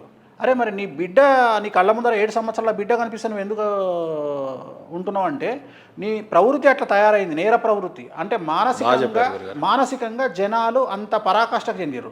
ఇప్పుడు నేనేం చెప్తా అంటే, ఎంత దరిద్రమైనటువంటి డ్రెస్ వేసుకున్న అమ్మాయి అయినా సరే ఆ అమ్మాయికి ఆ స్వేచ్ఛ ఉంటుంది. అమ్మాయిలు ఎలాంటి వస్త్రాధరణ వేసుకోవాలనైనా సరే వాళ్ళకి ఆ స్వేచ్ఛ ఉంటుంది. ఉదాహరణ, పబ్బుకు పోయే అమ్మాయి పట్టు చీర కట్టుకుని పోతుందా? పోదు. కానీ వేణుస్వామి గొప్పతనం ఏంటంటే, వేణుస్వామి పబ్బుకు పోయినా లుంగి అంగి మీదనే పోతాడు. వేణుస్వామి గొప్పతనం అది. సో వేరే అమ్మాయిని మీరు డ్రెస్ అట్లా వేసుకున్నారు కాబట్టి మేము తప్పు పడతామంటే అది ఎట్లయితుంది? ఆమె ఇష్టం అది. ఆమెకు భారతదేశం రాజ్యాంగం ఇచ్చినటువంటి హక్కు. సో అదే డ్రెస్ నీ బిడ్డ వేసుకుంటే నీ బిడ్డను ఆ దృష్టితో చూస్తావా? అంటే ఇక్కడ నీ దృష్టిలో దోషం ఉంది తప్ప అమ్మాయి వేసుకునే డ్రెస్లో కాదు. మనమే ఎంకరేజ్ చేస్తున్నామా మన పిల్లల్ని స్లీవ్లెస్ వేసుకో బిడ్డ, షార్ట్లు వేసుకో బిడ్డ, చిన్న పిల్లవు ఇప్పుడే వేసుకోగలుగుతావు, ఇంకెప్పుడు వేసుకుంటావు? స్వామీజీ మందు పెట్టుకోవటం ఏంటి, మాంసాహారం తినడం ఏంటి, పబ్బుకి వెళ్ళటం ఏంటి, కామం గురించి మాట్లాడడం ఏంటి, సెక్స్ రిలేటెడ్ విషయాల్ని చర్చించటం ఏంటి, పూజలు ఈ రకంగా చేయమని చెప్పి ఏ పూజారి ఏ గ్రంథాలు చెప్తున్నాయి, వీటికి మీరిచ్చే సమాధానం ఏంటి? దశమహావిద్యల్లో అది క్లియర్గా ఉంది. జంజం వేసుకున్న తెలంగాణ, ఆంధ్రప్రదేశ్లో జంజం వేసుకున్న ప్రతి పండితునికి తెలుసు వామాచారం ఉంటుందని తెలుసు. ఒక్క పండితుడు మాట్లాడలేదు. మాట్లాడరు. మటన్ సేల్స్, చికెన్ సేల్స్, మందు సేల్స్ ఎందుకు పెరిగినాయి? అందరిలాగా నేను చెయ్య కదా, అందరిలాగా నేను మాట్లాడ కదా. వేణుస్వామి డేర్గా మాట్లాడతాడు. వేణుస్వామి దగ్గర ఉన్న గొప్పతనమే అది. ఇప్పుడు అసలు ఇప్పుడు 2 తెలుగు రాష్ట్రాలలో నాన్ వెజ్ తినటువంటి పంతులే లేరా, మందు దాగని పంతులు లేరా, రాత్రిపూట టోపీలు పెట్టుకొని జీన్స్ ప్యాంటు టీషర్ట్లు వేసుకొని మూలకు కూర్చొని దొంగతనంగా పబ్బులలో మందులు తాగే పంతులు లేరా? వేణుస్వామి అట్లా కాదు కదా. వేణుస్వామి ఏం చేసినా డేర్గా చేస్తాడు. ఇప్పుడు నేను అనే విషయం ఏంటంటే, పూరి జగన్నాథ్ ఆలయంలో పూజా విధానం ఎట్లుంటుంది అంటే, ఇక్కడ కూర్చొని మాట్లాడితే కాదు, పూరి జగన్నాథ్ పోతే తెలుస్తుంది. తిరుపతి దేవాలయంలో మీకు తెలుసో తెలియదో, తిరుమల కొండ మీద కొబ్బరికాయ కొట్టరు గుడిలో, తెలుసా మీకు? మీకు తెలుసా? కొంతవరకు తెలుసు. కొబ్బరికాయ కొట్టరు అనేది ఎక్కడ కొడతారు అంటే అఖిలాండం దగ్గర కొడతారు. వెంకటేశ్వర స్వామికి ఎదురుగా మెట్లుంటాయి మనం కూర్చునేది, ఆంజనేయ స్వామి బేడి ఆంజనేయ స్వామి అని, అక్కడ కొడతారు కొబ్బరికాయ. ఇప్పుడు తెలివిలేనుడు ఏమంటాడంటే, అరే కొబ్బరికాయ కొట్టని గుడి ఉంటే అదరా ప్రపంచంలో, తిరుపతిలో కూడా కొడతారు కావచ్చు అనుకుంటాడు. అరే మూర్ఖుడా, తిరుపతిలో కొబ్బరికాయ కొట్టరు. నేను మాట్లాడేది దశమహావిద్యలకు ప్రతిరూపమైనటువంటి శక్తిపీఠం, అమ్మవారి శక్తిపీఠం, అష్టాదశ శక్తిపీఠాల్లో ఒకటైనటువంటి కామాఖ్య అమ్మవారి గురించి మాట్లాడుతున్నా. ఆ అమ్మవారిని నేను పూజిస్తా. నేను పూజించేది ఇద్దరినే పూజిస్తా. ఒకటి వెంకటేశ్వర స్వామి తిరుమల, రెండవది కామాఖ్య అమ్మవారు రాజశ్యామల అమ్మవారిని పూజిస్తా. ఆమె దగ్గర మందు మాంసం లేకుండా పూజ నిషేధం. అక్కడికి పోయిన వాళ్ళకి అర్థమవుతుంది. ఆ దేవాలయంలో ప్రసాదం పెట్టేదే పాలకూర పప్పు వేసి మటన్ వండి పెడతారు మనకు డైరెక్ట్గా. ఇన్ని మాట్లాడుతున్నాము. కాశీకి పోయిన వాళ్ళు, సరే కామాఖ్య పోయిన వాళ్ళు తక్కువ మంది, కాశీకి పోయిన వాళ్ళు ఎక్కువ ఉంటారు. కాశీకి పోయినప్పుడు కాశీలో రాత్రిపూట 7 గంటలకు కాలభైరవ టెంపుల్లో మందు పోసి పూజ చేస్తారే. కాలభైరవ టెంపుల్ మరి దాని గురించి ఎందుకు మాట్లాడతలేరు? ఉజ్జయిని మహాకాళేశ్వరంలో మందు పోసి పూజ చేస్తారే, దాని గురించి ఎందుకు మాట్లాడతలేరు? అరే అవన్నీ పక్కకు పెట్టండి, మనం మాట్లాడుతున్నాం. ఇవాళ మనం ఆషాఢ మాసం ఉన్నాం తెలంగాణలో. మందు మాంసం లేనటువంటి ఒక్క గుడి చూపిరి, అమ్మవారి గుడి. పోచమ్మ, మల్లమ్మ, ఎల్లమ్మ, బాలమ్మ, పోచమ్మ, చిత్తారమ్మ, పోలేరమ్మ, చెప్పండి మారమ్మ. ఇవాళ మీరు నెల మొత్తం ఊపిడిచి పెడుతురు కదా తెలంగాణలో. మందు మాంసం లేకుండా బోనాలు చేపిమని ఆర్డర్ ఇవ్వండి. ఏంది వేణుస్వామి నిజాలు చెప్తే మీకు ఇట్లా అనిపిస్తాడా? బరాబరి చెప్తా నిజాలు. అంతెందుకు ఇవాళ మీ ముఖంగా చెప్తున్నా, ఇప్పటివరకు చెప్పలే. 2 తెలుగు రాష్ట్రాలలో జరిగినటువంటి ఎన్నికలలో ఒక సీఎం ఓడిపోవడానికి కొన్ని కోట్ల రూపాయలు ఖర్చు చేసి పూజ చేసిర్రు. ఒక సీఎం గెలవడానికి 72 కోట్ల రూపాయలు ఖర్చు చేసి పూజలు చేసిర్రు. ఆంధ్ర రాష్ట్రంలోనా? నేను రాష్ట్రాల గురించి మాట్లాడా, మీకు 2 తెలుగు రాష్ట్రాలని చెప్పిన, మీరే తీసుకోండి. దానివల్ల ఒక సీఎం ఓడిపోయిండు, ఒక సీఎం గెలిచిండు తెలుగు రాష్ట్రాలలో. ఏ హోమం అంటే ఒక బగాళముఖి పూజలు అంటే ఖర్చు చూడండి. ఒక సీఎం గెలవడానికి 72 కోట్లు ఖర్చు పెట్టారు. ఒక సీఎం ఓడిపోవడానికి కూడా ఖర్చు పెట్టారు. ఆ ఒక సీఎం ఓడిపోవడానికి అయితే మా కళ్ళ ముందు జరిగింది. మేము అనుకోకుండా ఆ రోజు రాత్రి నా టీం అందరం మేము పూజ చేస్తున్నాము. అనుకోకుండా మా దృష్టిలో ఫోటోలు పడ్డాయి. ఎందుకు పెట్టిరు ఇవి అంటే, మాకున్న అంత నెట్వర్క్ కదా నాది అక్కడ. సో పెద్ద పూజారిని అడిగితే చెప్పిండు, ఏ కోనే మేరకు నైమాలం ఏ హార్నే కేలియే పూజా కర్రే. అట్లనే ఒక సీఎం గెలవడానికి 72 కోట్లు ఖర్చు అయింది. నమ్ముతారా మీరు? 72 కోట్లు. అంటే పూజకు అంత పవర్ ఉంటుంది అంటారు. 72 కోట్లు పెట్టి ఎస్. ఒక్కొక్కసారి ఏమవుతుంది అంటే, ఉదాహరణ ఇప్పుడు నేను ఒక వ్యక్తి గెలవాలని నేను సపోజ్ 10 లక్షలు పెట్టి పూజ చేసిన, అవతలి వాడు 10 కోట్లు పెట్టి చేసిండు అనుకో, అప్పుడు నేను డ్యామేజ్ అయ్యే అవకాశం కూడా ఉంటుంది. అంటే నేను చేసిన పూజ ఫలించినటువంటి పరిస్థితి కూడా ఉంటుంది. అంటే అది నేను గెస్ చేయలేను కదా. అంత పెద్ద శత్రువులు ఉన్నారు అవతలి వాడికి, నాకేం తెలుసు? తెలియదు కదా. సో ఒక్కొక్కసారి జరుగుతుంది. చాలా ఎగ్జాంపుల్స్ ఉంటాయి. ఇప్పుడు first case in GST Telangana and Andhra Pradesh. Arrest అయ్యిండు ఒక అతను నాకు పూజ చెప్తే నేను దేనికోసం అంటే అరెస్ట్ కాకుండా, అంటే నేను బెయిల్ రావడానికి అరెస్ట్ కాకుండా ఉండడానికి కూడా కారాగార దోష నివారణ పూజలు అని చేస్తాం మేము. చేసినప్పుడు నేను పూజ చేసినాక అతనికి నాకు కొన్ని సిమ్టమ్స్ కనిపించినాయి. పూజ చేయగానే నేను ఎంబడే ఫోన్ చేసి చెప్పిన, ఇది ఫెయిల్ అయింది పూజ, మీరు అరెస్ట్ అవుతారని చెప్పిన. First GST case in Telangana Andhra Pradesh అతను అరెస్ట్ అయ్యాడు. జిఎస్టీ కట్టకపోవడం వల్ల 60 రోజులు జైలు ఉన్నాడు. స్వామి ఇంకొక విషయం చెప్తున్నా, మీరు ఎంబడే ఇంకో ప్రశ్న అడగవచ్చు. జైలుకు పోయిన కవిత కామాఖ్యకు పోయింది, కానీ పూజలు చేసుకోలే. చాలా మంది లిక్కర్ స్కామ్ జరిగిన తర్వాత జైలుకు పోవడానికి 2 నెలల ముందు కామాఖ్యకు పోయింది, ఎవరో సజెషన్ చేస్తే. కవిత గారు కామాఖ్యకి వెళ్ళింది. నటరాజ శాస్త్రి గారు వీళ్ళ నాన్నగారు సీఎం కేసీఆర్ గారు ఆరోగ్యం బాగాలేనప్పుడు వచ్చి శాలో సన్మానం చేసేసి వెళ్ళాడు. ఆరోగ్యం తర్వాత కవిత గారితో మాట్లాడారు. మీరు అన్నట్టు కవిత గారు కామాఖ్యకి వెళ్ళింది కానీ ఏం పూజ చేసుకోలే. నేను ఫీల్ అయ్యేది ఏంటంటే, ఇప్పుడు అక్కడికి పోతున్నప్పుడు పూజ జరగాలి కదా. నువ్వు పోయింది దేనికోసము? కారాగార దోషం కోసం పోయినప్పుడు అక్కడ పూజ చేసుకోవాలి. వీళ్ళు ఏం చేస్తున్నారు? పోతున్నారు, అమ్మవారికి చెద్దరు సమర్పిస్తున్నారు, చీర సమర్పిస్తున్నారు, రిటర్న్ వచ్చేస్తున్నారు, కానీ పూజలు చేసుకోవట్లేదు. మెయిన్ అక్కడ 10 రకాల పూజలు దశమహావిద్యలు ఉంటాయి. నువ్వు ఏ అమ్మవారికి ఏ పూజ చేయాలి అనేది డిసైడ్ కావాలి. సెలబ్రిటీస్ కంటే వాళ్ళకి హోదాలు ఉంటాయి, డబ్బులు ఉంటాయి, ఓకే. కొంతమంది కామన్ పీపుల్ ఉంటారు, చాలా డబ్బులు ఉంటాయి, ప్లస్ ఆర్ మైనస్లో ఉంటాడు. నిజంగా జాతకాలు చెప్పించుకుంటే స్వామీజీ దగ్గరికి పోతే కొంత డౌట్స్ క్రియేట్ చేస్తాడు. కొంత నీకు ఇది బాగాలేదు అది బాగాలేదు అని చెప్పిన తర్వాత రెమెడీస్ చెప్తారు. ఆ రెమెడీస్ వల్ల అవుతాయి అంట. అది స్వామీజీ ఆయన బిజినెస్ కోసమే చేసుకుంటున్నాడు అనుకున్నాడు. కానీ పూజలో ఉంటున్న శక్తి గురించి కానీ ఆ అమ్మవారి అనుగ్రహం గురించి మర్చిపోతూ ఉంటారు. ఈ ప్లస్ ఆర్ మైనస్ వాళ్ళ కోసం స్వామీజీగా మీరేం చెప్తారు? Super question. చాలా నాకు ఐఎమ్ వెరీ హ్యాపీ. మీరు అడిగే ప్రశ్నలు ఇంతవరకు ఏ జర్నలిస్ట్ అడగలేదు. సో ఇక్కడ చేయించుకునే యోగ్యత వాళ్ళకు కూడా ఉండాలి. చేయించుకునే యోగ్యత వాళ్ళకు కూడా ఉండాలి. చేయించుకునే యోగ్యత ఉండాలి. ఇక్కడ కొంతమంది గోపీలు ఉంటారు. గోపి అంటే గోడ మీద పిల్లులు, వాళ్ళే ఎక్కువ నష్టపోతారు. రైట్. ఇప్పుడు నాది తెలంగాణ ప్రాంతంలో, నాది గజ్వేల్ తూప్రాన్కు మధ్యలో ఉన్నటువంటి ఒక గ్రామం. తెలంగాణ గజ్వేల్లో ప్లస్ తూప్రాన్లో ఈ రెండు మధ్యలో ఆ కాన్స్టిట్యున్సీకి సంబంధించి మన తెలంగాణ ఎన్నికలలో కాంగ్రెస్ పార్టీ గెలుస్తుంది అని ఆల్మోస్ట్ ఆల్ ప్రతి విలేజ్లో నేను చెప్పిన. ప్రతి విలేజ్లో మీరు నమ్మరు, సునీల్ కొనుగోలు టీము నాతో మాట్లాడింది. సునీల్ కొనుగోలు అనే వ్యక్తి రేవంత్ రెడ్డికి ఇప్పుడు పనిచేస్తున్నాడు. 64 మ్యాజిక్ ఫిగర్ ఇచ్చిన నేను. మీరు ఎంక్వైరీ చేసుకోవచ్చు వాళ్ళను. నేను 64 మ్యాజిక్ ఫిగర్ ఇస్తే షాక్ అయ్యిండు ఆయన. ఎట్లు ఇచ్చారు మీరు అని అడిగిండు. నాకు అదంతా అనవసరం అండి, నేను జాతకపరంగా ఇస్తున్నా. సో నేను ఎప్పుడు ప్రతిసారి గెలుస్తానే ఇస్తా కదా, ఓడిపోతాను ఇయ్య కదా. నేను గెలుస్తానే నేను ఆ 64 మ్యాజిక్ ఫిగర్ ఇచ్చిన.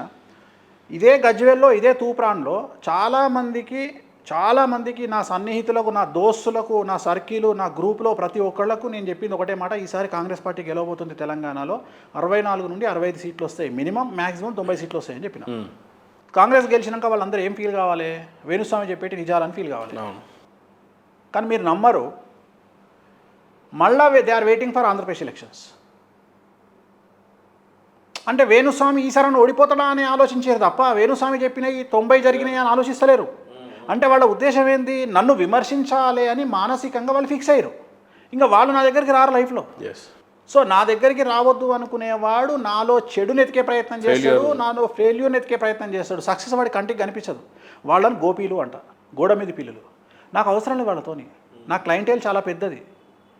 సోషల్ మీడియాలో ఒక ప్రిడిక్షన్ చెప్పినందుకే ఇంత పబ్లిసిటీ వస్తే, ప్రతిరోజు 10 మందికో 15 మందికో వ్యక్తిగతమైన జాతకాలు చెప్పే నా సక్సెస్ రేటు 98% ఉంటే ఎంతమంది నన్ను నమ్మే జనాలు తయారవుతారు?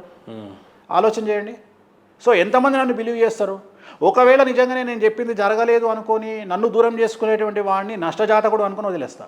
చాలామంది జగన్మోహన్ రెడ్డి తర్వాత ఓడిపోయింది సరే, ముఖ్యమంత్రి ఎవరయ్యారు అనేది పక్కన పెడితే, మీరు షూట్ చేసి ఒక వీడియో అయితే వదలడం జరిగింది.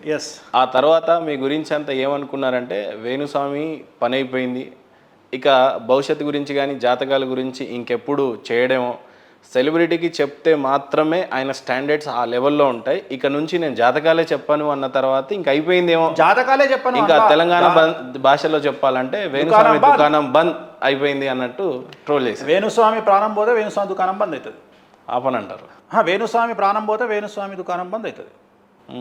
అప్పటిదాకా వేణుస్వామి ఆలోచన చిన్న గ్యాప్ ఇచ్చిండు. వేణుస్వామి ఎందుకు ఇచ్చిండు అంటే, 2 తెలుగు రాష్ట్రాల్లో ఉన్న వ్యాక్యూమ్ వేణుస్వామి క్లియర్ చేసుకుండు. అంటే ఇంతకంటే లేదు ఇక.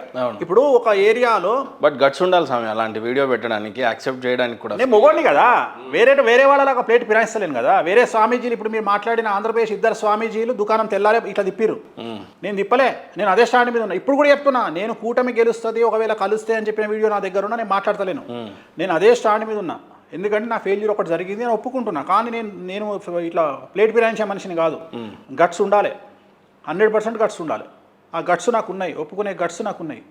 నన్ను ఈ ఒక్క ఇన్సిడెంట్ చూపించి వేణుస్వామి దుకాణం బంద్ చేస్తాడు, వేణుస్వామి దుకాణం బంద్. బట్ ఒక విషయం నాకు కూడా అడగాలనిపించింది స్వామి, చిన్న కష్టం వచ్చినప్పుడే వెనుదిరిగిపోతారు. అంతెందుకు జగన్మోహన్ రెడ్డి లాంటి స్టాండర్డ్ ఉన్న లీడరు ఫెయిల్ అయిన తర్వాత అసెంబ్లీలో నిలబడడానికి ధైర్యం చూపించాలి. ఒకటి, పవన్ కళ్యాణ్ వ్యక్తిగతంగా విమర్శించండు, అంత పెద్ద ఫెయిల్యూర్ వచ్చినప్పుడు యాక్సెప్ట్ చేసే ధైర్యం లేదని ఒకటి. రెండో ఫెయిల్యూర్, కేసీఆర్ గారు ఓడిపోయిన తర్వాత కనీసం ప్రెస్ మీట్ పెట్టలే. ఆయనకు ఎంతటి ధైర్యం? ఒక రాష్ట్రాన్ని తీసుకొచ్చే శక్తి ఉన్న కేసీఆర్ గారికి ఒక్క ప్రెస్ మీట్ పెట్టడానికి కూడా ఆ ఫెయిల్యూర్ యాక్సెప్ట్ చేయాలని. బట్ నేను ఫెయిల్ అయ్యాను, అమ్మవారికి లేకపోతే వెంకటేశ్వర స్వామికి క్షమాపణలు కోరుతూ అంత పెద్ద వీడియో తీశారు. ఏంటి మీ గట్స్ ఏంటి అసలు? నా పవరే వాళ్ళిద్దరు, నా నమ్మకం అది, నా నమ్మకం. ఇప్పుడు జీవితాంతం చంద్రబాబు నాయుడును జగన్మోహన్ రెడ్డి తిడతాడు, జగన్మోహన్ రెడ్డిని చంద్రబాబు తిడతాడు. తెలంగాణకు వస్తే రేవంత్ రెడ్డిని కేసీఆర్ తిడతాడు, కేసీఆర్ను రేవంత్ రెడ్డి తిడతాడు. వీళ్ళ నుండి పొగడతలు ఎక్స్పెక్ట్ చేయడం అంటే వాళ్ళంత పిచ్చి ముండా కొడుకులు ప్రపంచంలో ఉండరు. నెవర్, అది ఎప్పుడు జరగదు కూడా, అది జరగదు.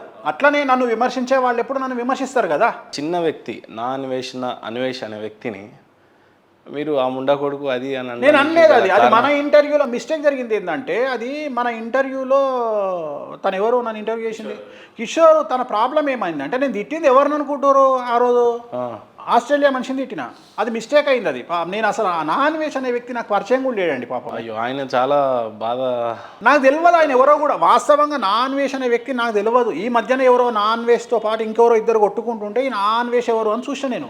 నాకు అసలు నాన్వేష్ ఎవరో తెలియదు. నేను నాన్వేష్ని తిట్టలే, నేను ఆస్ట్రేలియా దేశంలో ఉన్న వ్యక్తిని తిట్టిన, పారిపోయిన. పక్క అన్వేష్ అనే వ్యక్తి తన వ్యక్తిగతంగా దేశాలన్నీ తిరుగుతూ ఒక గిన్నిస్ వరల్డ్ బుక్ రికార్డులో ఆయన గుర్తింపు నేను ఎంకరేజ్ పొందాలన్న చేసే ఇదిలో మనిషిని ఉన్నాడు. నేను ఎందుకు తిడతానండి? నేను అట్లాంటి వ్యక్తిని నేను ఎందుకు తిడతా? నాకు ఇంకొకటి ఏదో సామెత ఉంది, మోకాల మీద కొడితే పన్ను రాలని అని. నేను ఆయన గురించి నేను ఎందుకు మాట్లాడతా? నాకు సంబంధమే లేని వ్యక్తి కదా, నాకు సంబంధం లేదు. నిజంగా కూడా నేను ఆయన గురించి మాట్లాడలే. అది ఎక్కడనో మిస్టేక్. నేను మాట్లాడిన నా ప్రస్తావన ఎందుకు వచ్చింది నేను అందుకనే నేను ఇప్పుడు మీకు చెప్పదలుచుకున్న పాయింట్ నేను ఎందుకు ఆపేసిన అంటే, ఆ రోజు వీడియో ఆపడానికి గల కారణం ఏంటంటే, అంటే నేను సెలబ్రిటీ జాతకాలు ఇవన్నీ చెప్పను అని ఎందుకు చెప్తున్నా అంటే, తెలంగాణ ఎన్నికలలో నేను మీకు చెప్పిన ఒక వీడియో ఉంది. తెలంగాణ ఎన్నికలలో మనం ఏం చెప్పినాం, 2023లో కేసీఆర్ గారి పార్టీ టీఆర్ఎస్ అనేది గెలిస్తే రాసి పెట్టుకోండి, కాబోయే ముఖ్యమంత్రి కేటీఆర్. అవును. డైరెక్ట్ సీఎం కేసీఆర్ గారు, సీఎం గారు okay. Direct KTR CM. Direct ప్రమాణ స్వీకారమే కేటీఆర్ గారు చేస్తారు 2023లో నేను చెప్పేది. ఒకవేళ టీఆర్ఎస్ గెలిస్తే నేను మాట్లాడేది. ఇన్ కేసు కాంగ్రెస్ పార్టీ గెలిచిందనుకో, అప్పుడు చూద్దాం ఎవరు లీడర్. కోమటిరెడ్డి వెంకటరెడ్డి వస్తాడా, రాజగోపాల్ రెడ్డి వస్తాడా, లేకుంటే రేవంత్ రెడ్డి అవుతాడా, లేకుంటే ఇంకెవరు అవుతారు. బీజేపీ ఉంది, బీజేపీ నుండి బండి సంజయ్ అవుతాడా, కిషన్ రెడ్డి అవుతాడా, డీకే అరుణ్ అవుతారా. బట్ ఈవెన్ నేను ఈ వీడియోలు ట్రోలింగ్ చూసిన తర్వాత నేనే నమ్మాను. ఇప్పుడు 2023 డిసెంబర్లో తెలంగాణలో కాంగ్రెస్ పార్టీ వచ్చిన తర్వాత నన్ను ట్రోల్ చేయడానికి ప్రధానమైన వీడియో ఇది. దీంట్లో వాళ్ళకి కావాల్సిన కంటెంట్ తీసుకొని, కేటీఆర్ డైరెక్ట్ సీఎం అనే కంటెంట్ తీసుకొని నన్ను ట్రోల్ చేశారు. నేను వాస్తవంగా ఏం చెప్పినా అంటే, ఒక్కవేళ టీఆర్ఎస్ గెలిస్తే ఎవరు వస్తారు అని నన్ను యాంకర్ అడిగింది. నేను యాక్చువల్గా టీఆర్ఎస్ గెలిచే అవకాశం లేదు, కాంగ్రెస్ గెలుస్తుందని చెప్పిన. కానీ ఆమెం అడిగింది అంటే, ఒకవేళ గెలిస్తే కేటీఆర్ సీఎం అవుతాడు, బీజేపీలో గెలిస్తే ఎవరు సీఎం అవుతారు, కాంగ్రెస్లో గెలిస్తే ఇట్లా విశ్లేషించుకుంటూ వచ్చిన. ట్రోలర్స్ బాగా పెరిగి నన్ను గెలికితే నా ఇగోను అట్టి చేస్తే మళ్ళీ దుకాణం ఓపెన్ చేస్తారు. ఓకే, సోషల్ మీడియాలో ఈసారి అట్టిట్లుండదు. తెలుగులో మాత్రం చెప్పను, ఇంగ్లీష్, హిందీ. చాలామంది కూడా ఒక క్లీన్ ఇమేజ్ కోసమే పోరాడుతూ ఉంటారు. ఇప్పుడు నరేంద్ర మోడీ ఉన్నారు, ఆయన మీద హిందుత్వవాదాన్ని బాగా రుద్దుతూ ఉంటాడు. బట్ ఆయన హిందుత్వవాదినే కాదు, ముస్లిమ్స్ కోసం చేసిన అనేక వాళ్ళు ఉన్నా కూడా ఆయనకు అదే వాదాన్ని చుట్టుముట్టుతున్నాయి. రెండోది, వేణుస్వామి చాలా స్పష్టంగా ప్రిడిక్షన్ 99% కరెక్ట్గా ఇచ్చినా కూడా ఒక 1% రోల్లో మీ ఇమేజ్ మొత్తం డ్యామేజ్ అవుతా ఉంది. సో ఒక స్పెసిఫైక్ మంచి బిజినెస్ మ్యాన్లు ఉంటారు, వాళ్ళ లైఫ్లో ఎదగాలని అనేక రకాలుగా కోరుకుంటారు. మీ దగ్గరకు వస్తే మా జీవితాలు బాధపడతాయి, బాగుంటాము అని చెప్పి అనేక రకాలుగా మిమ్మల్ని సందర్శించాలి అని అనుకుంటారు. ఇంత కన్ఫ్యూజన్ పెద్ద ఛాలెంజే మీకు ఏ రకంగా కదా? నాకేం లేదు, నాకు ఛాలెంజ్ నాకు కాదు, నా దగ్గరకు వచ్చేవాడికి అసలు నాకు ఛాలెంజే లేదు. నేను ఫుల్ ఫిక్స్, నాకు క్లారిటీ ఉంది. ఇప్పుడు ఐపీఎల్ క్రికెట్ టీంలో హార్దిక్ పాండ్యాను బూ బూ బూ బూ అని విపరీతంగా ట్రోల్ చేసిర్రు. ఇవాళ సిగ్గు శరం వదిలిపెట్టి ప్లకార్డులు పట్టుకొని ఐఎమ్ సారీ, వీఆర్ సారీ అని ఎయిర్పోర్ట్లో పడ్డారు, బాంబే ఎయిర్పోర్ట్లో. అంటే సక్సెస్ రేటు చూస్తారు తప్ప, తెలివిగల్లోడు అయితే సక్సెస్ రేటు చూస్తాడు తప్ప, ఒక్క ప్రిడిక్షన్ ఫెయిల్ కాగానే వేణుస్వామికి జాతకం రాదేమో, విశ్లేషణ రాదేమో అనుకుంటే వాడిని గోపి అంట, నేను గోడ మీద పిల్లి అంట. సో వాంతో నాకు పని ఏముంది? అలాంటి వాళ్ళు నాకు వద్దు. జ్యోతిష్యం నాకు ఆ సబ్జెక్టే కాదు. ఫైనాన్షియల్గా నేను సంపాదించుకోవడానికి మొదటి నుండి చెప్తున్నా, అవసరం అనుకుంటే మటన్ షాప్ పెట్టుకుంటా, అవసరం అనుకుంటే రియల్ ఎస్టేట్ చేసుకుంటా, అవసరం అనుకుంటే ఇంకోటి చేసుకుంటా. సో వేణుస్వామి డబ్బుల కోసం భయపడే సవాలే లేదు. వేణుస్వామి ఎప్పుడు ఎవరికి డబ్బుల విషయంలో వేణుస్వామి బతుకుతాడు. వేణుస్వామికి అతిపెద్ద ప్లస్ పాయింట్, వేణుస్వామి వైఫ్ ఉన్నది. వేణుస్వామి భార్య హ్యాపీగా ప్రోగ్రాములు చేసుకుంటుంది. ఒకవేళ నేను నా దుకాణం బంద్ చేసుకుంటే నన్ను పోషించడానికి నా భార్య ఉన్నది 4 రోజులు. నేను ఒక కాజు మీద కొట్లాడుతున్నా, ఒక శాస్త్రాన్ని బయటికి తీసుకురావాలని కొట్లాడుతున్నా, దాన్ని ఎలివేట్ చేయాలని కొట్లాడుతున్నా. స్వామి, ఈ మధ్యకాలంలో సెలబ్రిటీస్ని ఎక్కువగా, ఎక్స్పెషల్లీ హీరోయిన్స్ని కూర్చోబెట్టి పూజలు ఎక్కువగా చేసినట్టు కనిపించారు. ఎస్, వాస్తవంగా వాళ్ళ పూజలు ఫలించే విధంగానే జరిగిన పూజలు అవి, లేకపోతే కేవలం మీరు డబ్బులు సంపాదించుకోవడానికే జరిగిన పూజలు అవి? ఒకటి. రెండోది, వేణుస్వామి మాయమాటలు చెప్పి సెలబ్రిటీస్కి ఈ పూజ చేస్తే నువ్వు చాలా పెద్ద సెలబ్రిటీ అవుతావు అని చెప్పి ఒక చిన్న ట్రోల్స్ చూసాం మొన్న. దాన్ని ఏ రకంగా స్పందిస్తారు? నిజంగా కాసేపు ట్రోల్స్ని పక్కన పెడతారు. వేణుస్వామి అమ్మాయిల దగ్గర డబ్బులు తీసుకునే అంత నీచుడు కాడు. వేణుస్వామి, మీకు తెలియనటువంటి వేణుస్వామి ఉన్నాడు. వేణుస్వామిలో సోషల్ వర్కర్. సో సామాజికమైనటువంటి బాధ్యతగా నా వంతు సహాయంగా ప్రస్తుతం ఒక 20 మంది రేప్ విక్టిమ్స్ నేను దత్తత తీసుకున్నా. 2014 సంవత్సరం నుండి నేను నా భార్య కలిసి 2014 సంవత్సరం అంటే 10 సంవత్సరాలు అవుతుంది. 15 మందిని తీసుకున్నాము last 10 years. Last month June 1వ తేదీ నాడు ఇంకో 5 మందిని దత్తత తీసుకున్నాము. రేప్ విక్టిమ్స్, రేపు కాబడ్డటువంటి అమ్మాయిలను, అంటే వాళ్ళు మానసికంగా వాళ్ళకి ఏం గుర్తుండదు, వాళ్ళని తీసుకున్నాము. ఆ 20 మందిని లాస్ట్ 10 సంవత్సరాల నుండి మేమే పోషిస్తాం. వాళ్లకు లాస్ట్కు నెలసరి వస్తే వాడే ప్యాడ్ల దగ్గర నుండి మేమే పోషిస్తున్నాం వాళ్ళను. వాళ్లకు నేను నా భార్య. అట్లనే కళ్ళు చెవులు లేనటువంటి వాళ్లకు మలక్పేటలో ఉన్నటువంటి ఆశ్రమానికి ఎక్విప్మెంట్స్ ఎంతమంది 60 మందికి సంబంధించిన ఎక్విప్మెంట్స్ మేము కొనిచ్చినాము. అట్లనే కరోనా టైంలో సుమారు 40 లక్షల రూపాయలు సెక్స్ వర్కర్లకు నేను ఇచ్చిన, దానం చేసిన. ఎందుకు అంటే కరోనా టైంలో బాగా బాధింపబడ్డ వాళ్ళు ఫైనాన్షియల్గా సెక్స్ వర్కర్స్. ఎందుకంటే ఒక మొగడు పెళ్ళాన్ని ముట్టుకోవాలంటే భయపడ్డాడు ఆ టైంలో. అట్లాంటి టైంలో వాళ్ళ దగ్గరికి ఎవరు క్లయింట్లు లేకపోతే వాళ్ళు బ్రతకడానికి 40 లక్షల రూపాయలు విరాళం ఇచ్చిన. అంటే ఒక్కొక్క అమ్మాయికి 50,000, ₹1,00,000 అట్లా కరోనా ఉన్నన్ని రోజులు నా స్తోమతకు మించి నేను చేసిన. సో వేణుస్వామి అమ్మాయిలను ఎప్పుడూ అమ్మవారి రూపంలోనే చూస్తాడు. ఒక అమ్మాయిని విలాసవంతమైన వస్తువుగా వేణుస్వామి ప్రాణం పోయినా చూడడు. వేణుస్వామి భార్యతో సహా, వేణుస్వామి భార్యను కూడా వేణుస్వామి ఒక అమ్మవారిని చూసినట్టే చూస్తాడు. అట్లనే నా దగ్గరకు వచ్చే ప్రతి అమ్మాయిని నేను ఒక అమ్మవారిని చూసినట్టు చూస్తా తప్ప ఒక విలాసవంతమైన వస్తువుగా నేను చూడను. సో నా దగ్గరకు వచ్చే అమ్మాయిల దగ్గర నేను డబ్బులు తీసుకోను. నేను ఇప్పటివరకు డబ్బులు తీసుకున్న ఒకే ఒక్క హీరోయిన్ రష్మిక మందన్న. ఆమెకు ఆ స్తోమత ఉంది కాబట్టి ఆమె నాకు ఇచ్చింది. తర్వాత చేసిన ఏ పూజకు కానీ ఏ హీరోయిన్కు కానీ నేను సింగిల్ ఎంపీ తీసుకోలే, ₹1 కూడా తీసుకోలే. నేను తీసుకోలే, నా సొంత డబ్బులు పెట్టి చేసుకున్నా. ఈవెన్ కామాఖ్య ఫ్లైట్లు కూడా నా సొంత డబ్బులు పెట్టి నేను చేసిన. మీరు నమ్ముతారో నమ్మరో, ఈ మధ్యన నేను చేసిన పూజ ఒక కన్నడ హీరోయిన్కి చేసిన. ఆమె బెంగళూరు నుండి హైదరాబాద్కు వస్తేందుకు నా సొంత డబ్బులు నేను వాడి ఆమె ఫ్లైట్ టికెట్ నేను బుక్ చేసిన, ఆమెకు వాళ్ళ అమ్మకు. వెంకటేశ్వర స్వామి మీద సాక్షిగా చెప్తున్నా. సో నేను డబ్బులకు ఆశపడే వ్యక్తిని కాదు. అంటే ఇది చేసిన తర్వాత ఈ సెలబ్రిటీ పాపులర్ అయ్యారు అని చెప్పడానికి ఏమన్నా? రష్మిక ఉంది కదా, ఎవరో ఎందుకు, రష్మిక ఉంది, నేషనల్ క్రష్ రష్మిక ఉంది. ఇంకెవరున్నారు స్వామి? ఇక చాలామంది ఒప్పుకోరు నిజాలు చెప్పడానికి. ఓకే, చాలామంది ఉంటారు.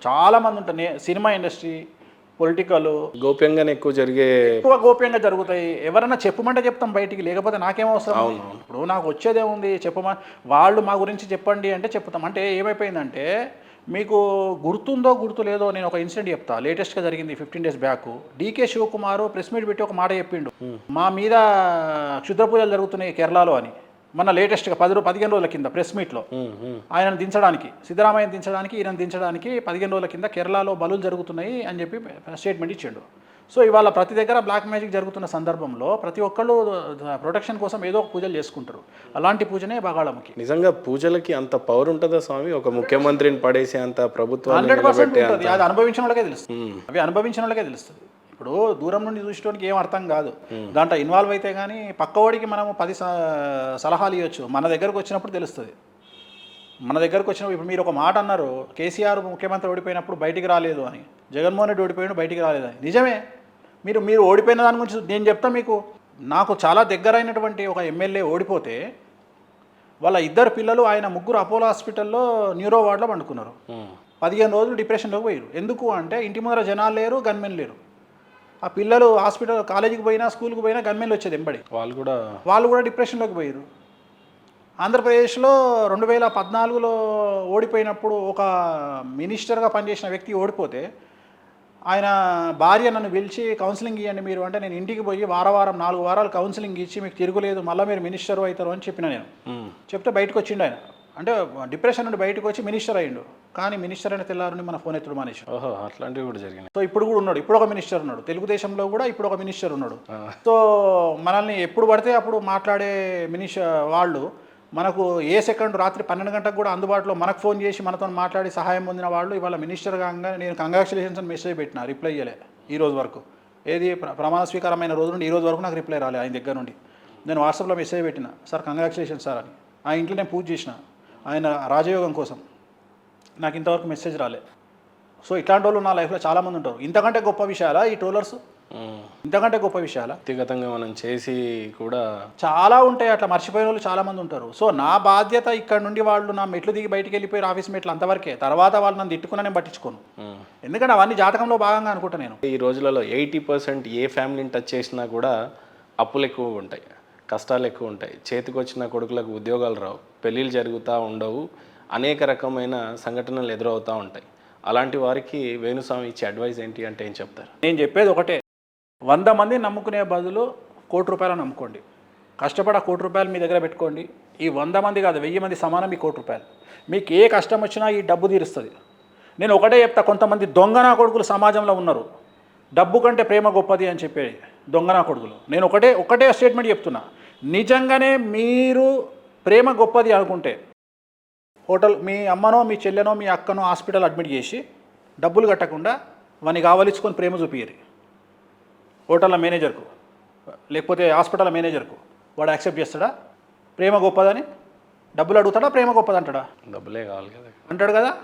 సో నిజంగానే నువ్వు మొగోనివి అయితే ఒకవేళ డబ్బు కంటే ప్రేమ గొప్పది అనుకున్నప్పుడు ఒక ₹2,00,00,000 సంపాదించి ఆ ₹2,00,00,000 రోడ్డు మీద చలికాలంలో డిసెంబర్లో వేసి నిప్పు పెట్టి చలి కాసుకొని వీడియో తీసి నేను ₹2,00,00,000 అంటుపెట్టినా అని అప్పుడు డబ్బు ముఖ్యం కాదు అని చెప్పు. నీ కాళ్ళకు పాలు పోసి దండం పెట్టి ఇట్లా తాగుతా, అప్పుడు నీకు ఆ చెప్పగలిగిన కెపాసిటీ ఉంటుంది. నువ్వు డబ్బును కాదనుకున్నప్పుడు. అంతేగాని నువ్వు చేసేయన్ని లంగ వ్యవహారాలు నువ్వు డబ్బు కోసమే చేస్తావు. మళ్ళీ ఉల్టా ఏం చెప్తాడు, డబ్బు కంటే ప్రేమ గొప్పది అనగానే కొంతమంది పిచ్చుకుండా కొడుకులు ఈ మాటలు నమ్మి ఆ నిజంగానే డబ్బు కంటే ప్రేమ గొప్పది అనుకుంటారు. డబ్బుకు మించింది ఏదీ లేదు, డబ్బు ముఖ్యం. ప్రపంచంలో మనీ అండ్ షీ, డబ్బు అమ్మాయి రెండే ముఖ్యం. రాముడు ఒక మంచి భర్త, రాముడు ఒక మంచి అన్న, రాముడు ఒక మంచి కొడుకు ఎవడినడు. రాముడు నాన్ వెజ్ తింటాడు అనగానే బ్రేకింగ్ చచ్చిపోతుంది సోషల్ మీడియా. ఇద్దరు చూస్తారు కదా అని, అరే రాముడు క్షత్రియుడు రా, ఎందుకు తినడు? తింటాడు రా, తప్పే ఉంది. క్షత్రియ లక్షణం రా, బాణం పట్టుకోవాలి, పవర్ కావాలి చేతులల్లో, తింటాడు, తప్పే ఉంది.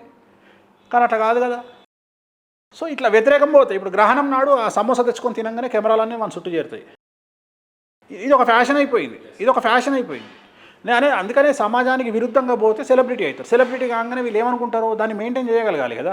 చివరికి వీళ్ళు కనిపించేది ఎక్కడయ్యా అంటే బిగ్ బాస్ షోలో కనిపిస్తారు. సరే, అందరు బిగ్ బాస్కి పోవడానికి వాళ్ళ స్టార్డమ్ కోసం ఏదో ఒక రకంగా ట్రోల్ అవ్వడానికి ట్రై చేస్తూ ఉన్నారు. కానీ వేణుస్వామి కొత్తగా బిగ్ బాస్కి వెళ్తున్నాడని చెప్పి ఈ మధ్యకాలం చాలా సౌండ్గా వినిపిస్తూ ఉంది. నిజంగా వేణుస్వామి బిగ్ బాస్కి వెళ్ళే ప్రయత్నాలు జరుగుతున్నాయా? రిక్వెస్ట్లు, లెటర్లు లేకపోతే అర్చనలు మీ ముందు ఉన్నాయి అని చెప్పేసి సమాచారం. ఇప్పుడు బిగ్ బాస్కు వేణుస్వామి వెళ్తున్నాడు అని ఒక 70 వెబ్సైట్ రాసినాయి, ఒక 100 యూట్యూబ్ ఛానల్ పెట్టినాయి. హైయెస్ట్ రెమ్యునరేషన్ భారతదేశ చరిత్రలో అని పెట్టినాయి. ఎస్, నేను నెక్స్ట్ అదే అడుగుదామని. హైయెస్ట్ రెమ్యునరేషన్ అని పెట్టినాయి. నా స్టేజ్కు నా లెవెల్కు బిగ్ బాస్కు నేను ఒక యాడ్ ఇస్తా, కానీ వేణుస్వామి అందులో పోయి పార్టిసిపేట్ చేసే లెవెల్ వేణుస్వామి కాదు. ఆల్రెడీ డబ్బులు కూడా అందినాయి వేణుస్వామికి అని చెప్పి కూడా. వేణుస్వామికి డబ్బులు అందలే, అంత ఆఫర్ భారీ మొత్తాన్ని అది కూడా ఎట్లా ఇస్తారు? మొదలే అగ్రిమెంట్ కాకుండా ఎట్లా ఇస్తారు? మీరు వస్తే ఇంకా ఆఫర్ ఇచ్చారు. ఆఫర్ ఇచ్చిన వరకు నిజమే, కానీ ఈసారే కాదు, లాస్ట్ టైం కూడా ఇచ్చారు. నాకు ఇచ్చారు, నేను పోలేదు. బాస్ అనేదానికి నేను వ్యతిరేకము. ఎందుకంటే బిగ్ బాస్లోకి పోయే కాంటెస్టెంట్లకే నేను చెప్తూ ఉంటా పోకండి అని. ఎందుకంటే దాంట్లోకి పోయి వచ్చిన తర్వాత ఆ టర్ము ఎవరైతే ఉంటారో వాళ్ళు ఒక 1 ఇయర్ కళ్ళు నెత్తికెక్కి విర్రవీగుతూ ఉంటారు, మేము ఆస్కార్ అవార్డు విన్నర్స్ అనే టైప్లో. కానీ మళ్ళీ నెక్స్ట్ సీజన్ వచ్చేటప్పటికి వీళ్ళు బిస్కెట్ అవుతారు. సో ఇంకోటి ఏంటంటే దాంట్లోకి పోయి బాగుపడ్డాడు ఎవరు లేడు ఇప్పటివరకు. సో అందుకని పోవద్దనే చెప్తా. ఇంకో పక్క మీ స్టేట్మెంట్ ప్రతిసారి రాజమౌళి తర్వాత ఒక పెద్ద సినిమా చేసిన తర్వాత ఆ హీరోకి పెద్దగా లైఫ్ ఉండదు అని అంటుంటారు. మరి ఎవరున్నారు? మరి అంత పెద్దగా ఎవరున్నారు? నేను చెప్పేది అంత పెద్దగా ఎవరున్నారు? ఇప్పుడు ఎంతసేపు ఒక్క చిన్న సినిమాలు చేయడం నా ఉద్దేశము. నేను ఒకటే చెప్తానండి, ఎవరైనా 10 కాలాల పాటు ఉండాలని చెప్తున్నా నేను. రాజమౌళి స్ట్రాటజీ వేరు, రాజమౌళి చేసే సినిమాలు ఆయన పబ్లిసిటీ వేరు. ఆయన సినిమాకు 10 పైసలు ఖర్చు పెడితే పబ్లిసిటీకి 90 పైసలు ఖర్చు పెడతాడు. ఆయనకు అమ్ముకునే తెలివి ఉంది, ఆయన మార్కెట్ చేసుకునే తెలివి ఆయనకు ఉన్నది. ఆయన సినిమా తీయడం కంటే కూడా మార్కెట్ చేసుకునే తెలివి ఎక్కువ ఉంది.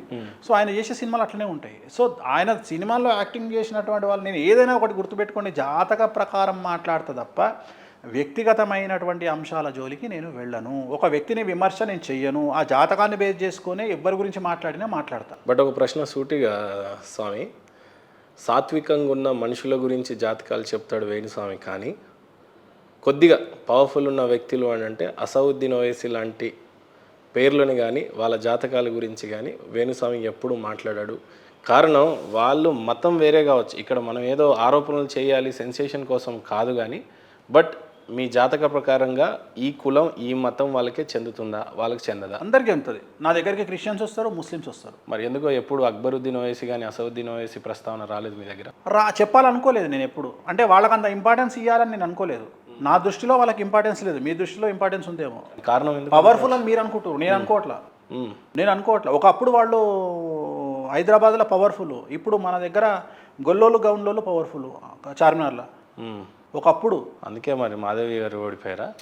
గెలుపోవటంల గురించి చాలా తప్పు మాట్లాడుతున్నారు మీరు. మీరు గెలుపోవటంల గురించి చాలా తప్పు మాట్లాడుతున్నారు. ఇవాళ ఓడిపోయినోడు నెక్స్ట్ టైం గెలుస్తాడు. అసలు గెలుపోవటంలను బేస్ చేసుకొని మాట్లాడేవాడిని మూర్ఖుడు అంటారు.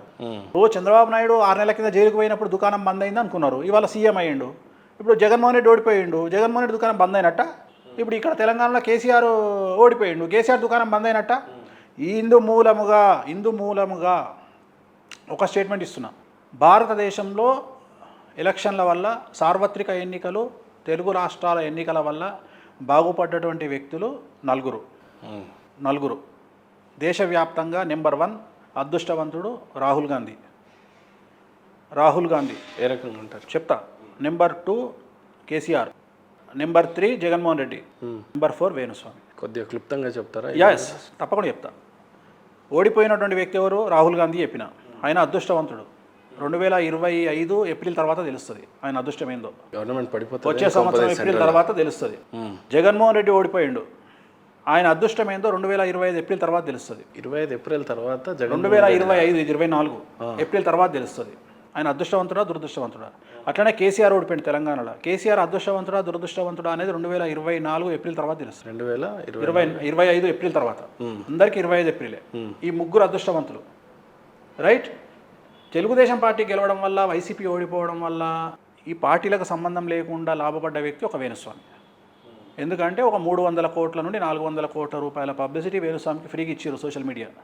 ఇది నేను తెచ్చుకోవాలంటే అంత ఖర్చు పెడితే కానీ నా వల్ల కాదు. నేను 100 జన్మలు ఎత్తినా నేను అంత ఖర్చు పెట్టలేను. నా కోసం జనాలు అంత ఖర్చు పెట్టి నన్ను ట్రోల్ చేశారు. వేణుస్వామి మీద కూడా వచ్చినటువంటి ట్రోల్స్ ఎలాంటివి అని అంటే, ఒక పక్క మీరు యాగాలు చేసినా, పూజలు చేసినా, ఎంత జ్యోతిష్యం ఎంత గొప్పగా చెప్పినా కూడా పబ్బులలో కూర్చొని ఒకళ్ళు డివోర్స్ అవుతున్నాయి అని చెప్పి ఒక పక్క, రెండోది మీరు మందు తాగుతున్నారు, కనిపించకుండా పోయిన వేణుస్వామి ఇక్కడ కూర్చొని మందు తాగుతున్నారు అని ఒక రకమైన ట్రోల్స్. పబ్బులలో మీరు అసలు ఏం మాట్లాడుకుంటున్నారో, ఆ వీడియో వెనకాల దాగున్న అంతర్యం ఏంటో మాకు ఇంతవరకు స్పష్టంగా అయితే తెలియలేదు, కానీ మీరైతే బాగా ట్రోల్ అయ్యారు. అడ్డంగా దొరికిన వేణుస్వామి. ఎస్, ఇంకేం అడ్డంగా దొరుకుతారా? నేను కెమెరా ముందరకు వచ్చి మందు తాగుతా, మాంసం తింటా అని నెత్తి నోరు కొట్టుకుంటుంటే పబ్బులో దొరికిండు వేణుస్వామి. మీ అమ్మ, మీరు మనుషుల పశువుల? అసలు మీకు ఎట్లా బతకాలనిపిస్తుందో నాకు ఆశ్చర్యం అనిపిస్తుంది. ట్రోల్ ఎట్లా బ్రతకాలనిపిస్తుంది? సిగ్గుశరం ఉంటే ఈ అమ్మాయి గ్లాస్ నీళ్ళు తీసుకొని దునికి చచ్చిపోండి. ఎందుకంటే నా అంతలో నేనే చెప్పుకుంటున్నా. నేనేమన్నా ఆల్రెడీ నేను సన్నీ లియోన్ లాంటి నా జోలికి రాకండి అని చెప్పిన. మీరు ఇప్పటికి కూడా సన్నీ లియోన్ లిప్లాక్లో దొరికింది అని బ్రేకింగ్ న్యూస్ వేసుకుంటే నేనేం చేయాలి? అరే సన్నీ లియోన్వి 2000 3000 యూట్యూబ్లో గూగుల్లో వీడియోలు ఉన్నాయి, XXX వీడియోలు. అవి వదిలిపెట్టి లిప్లాక్ దొరికింది సన్నీ లియోన్ అని మీరు బ్రేకింగ్ న్యూస్ అని చెప్తే, నేను మందు తాగుతా, మాంసం తింటా అని నాకు నేను చెప్పుకుంటే అది వదిలిపెట్టి అడ్డంగా దొరికిన వేణుస్వామి అని మీరు వేసుకుంటే ఇక మీ కర్మకు వదిలేయాలి నేను. సో ఇది బ్రేకింగ్ న్యూస్. ఇది అడ్డంగా దొరికిండా నీకు? ఫ్రంట్ సీట్లో కూర్చొని అందరి ముందర కూర్చొని ఎల్లో కలర్ బట్టలలో పోయిండు. దానికి తెలుగు రాష్ట్రం నుండి, ఆంధ్రప్రదేశ్ నుండి 2 ఎమ్మెల్యేలు వచ్చిర్రు. ఇప్పుడు ప్రజెంట్ గెలిచిన ఎమ్మెల్యేలు వచ్చిర్రు. అంతమంది టీడీపీ నాయకులు ఉన్నారు. వాళ్ళ మధ్యన కూర్చొని వాళ్ళని కలిసి నేను పార్టీని ఎంజాయ్ చేసిపోయినా, తప్పే నా ఇష్టం. వేణుస్వామి సఫిషియెంట్గా బ్రతకడానికి, అన్నిటికంటే మించి హైదరాబాద్కి ఎన్ని రూపాయల పైసల లక్షల వేలతో వచ్చారా? ఇప్పుడు ఎన్ని వేల కోట్లు ఉన్నాయి అని అంటే ఏం చెప్తారు? అసలు ఏమున్నాయి? 1000 కోట్లు ఏం లేదు. మనం హ్యాపీగా లగ్జరీగా బ్రతకడానికి వేణుస్వామి దగ్గర డబ్బులు ఉన్నాయి. లగ్జరీగా బ్రతకడానికి వేణుస్వామిని అంటే నేను ఒకటే చెప్తాను. నేను ఏం చెప్తా అంటే, ఏ మనిషి అయినా సరే, పొలిటీషియన్ అయినా సరే, సెలబ్రిటీ అయినా సరే, ఎవడైనా సరే, నువ్వు ఏ మెట్టు మీద ఉన్నావో ఆ మెట్టు మీద చచ్చిపో, పడిపోయి చచ్చిపోకు. అంటే ఉదాహరణ, 100 మెట్లలో నువ్వు 55 మెట్లు ఎక్కినావు, 55వ మెట్టు మీద చచ్చిపో, 54వ మెట్టు మీదకి వద్దు. నిన్ను ప్రపంచంలో భగవంతుడు కొట్టే దెబ్బలను నువ్వు ఎదుర్కోలేవు, అంటే భరించాల్సిందే. కానీ మనుషులు కొట్టే దెబ్బలకు అవకాశం ఇవ్వకు. అసలు మనుషులు నిన్ను కొట్టే దెబ్బ ఫైనాన్షియల్గా కొట్టకుండా చూసుకో. నేను ఒకటి చెప్తా, ఫైనాన్షియల్గా కొట్టొద్దు. అంటే ఉదాహరణ, మొన్న సోషల్ మీడియా కొట్టిన దెబ్బకు ఒక ప్రొడ్యూసరు ఒక హీరో దెబ్బపడ్డారు. విజయ్ దేవరకొండ అనే హీరో ప్రొడ్యూసరు, అది ఎవరు తీసి దిల్ రాజు ఎవరు తీసారు, దెబ్బపడ్డది. సో అట్లుండొద్దు. ఇప్పుడు వేణుస్వామిని ట్రోల్ చేసినా దెబ్బ కొట్టినా వేణుస్వామి ఫైనాన్షియల్గా పడిపోవద్దు. వేణుస్వామి మానసికంగా వేణుస్వామిని ఏమైనా డ్యామేజ్ చేస్తారేమో, వేణుస్వామి వేస్ట్ గాడు అయితే, కానీ వేణుస్వామి మానసికంగా పడిపోడు. వేణుస్వామి ఇంకా 100 మందికి సపోర్ట్ చేస్తాడు. కానీ వేణుస్వామిని ఫైనాన్షియల్గా కొట్టే అవకాశం నేను ఇవ్వనికి ఇయ్య. నేను అట్లా బతుకుతా. ఒకవేళ దుకాణం బంద్ చేయమంటే ఈరోజు దుకాణం ఇవాళ దుకాణం బంద్ చేసినా ఏదో రకంగా వేణుస్వామి ఫైనాన్షియల్గా సర్వైవ్ అవుతాడు. మళ్ళీ వేణుస్వామి లైఫ్ ఇట్లే నడుస్తుంది. కానీ వేణుస్వామిని మేము ఏదో ఆపుతాము చూమంతరి చేసి, వేణుస్వామిని మేము తిట్టే మాటలతో భయపడతాడు, వేణుస్వామి ఆగిపోతాడు, వేణుస్వామి జాతకాలు చెప్పాడు, వేణుస్వామి క్లయింటెల్ రాదు అనుకుంటే మీ అంత పిచ్చి ముండా కొడుకులు ఈ ప్రపంచంలో ఇంకొకడు లేడు. స్వామి, ఇంత పవర్ఫుల్ ఇచ్చే ప్రిడిక్షన్ ఘంటాపదంగా చెప్తుంటారు కదా, ఎలాంటి అధ్యయనాలు చేసి ఈ విద్యను మీరు చాలా వర్క్ ఉంటుంది. ఓన్లీ ఆస్ట్రాలజీ అంటే జరుగుతుందా జరగదా అనేది గుర్తుపెట్టుకోవద్దు మనం. నేను ఆలోచన చేయాలి. ఇప్పుడు స్టేడియంలకు దిగిండు విరాట్ కోహ్లీ, కొడుతూనే ఉంటాడు. కొన్నిసార్లు ఓపిక కావాలి. ఇప్పుడు మొన్న T20 వరల్డ్ కప్లో తగ్గిన విరాట్ కోహ్లీని చూసిర్రు.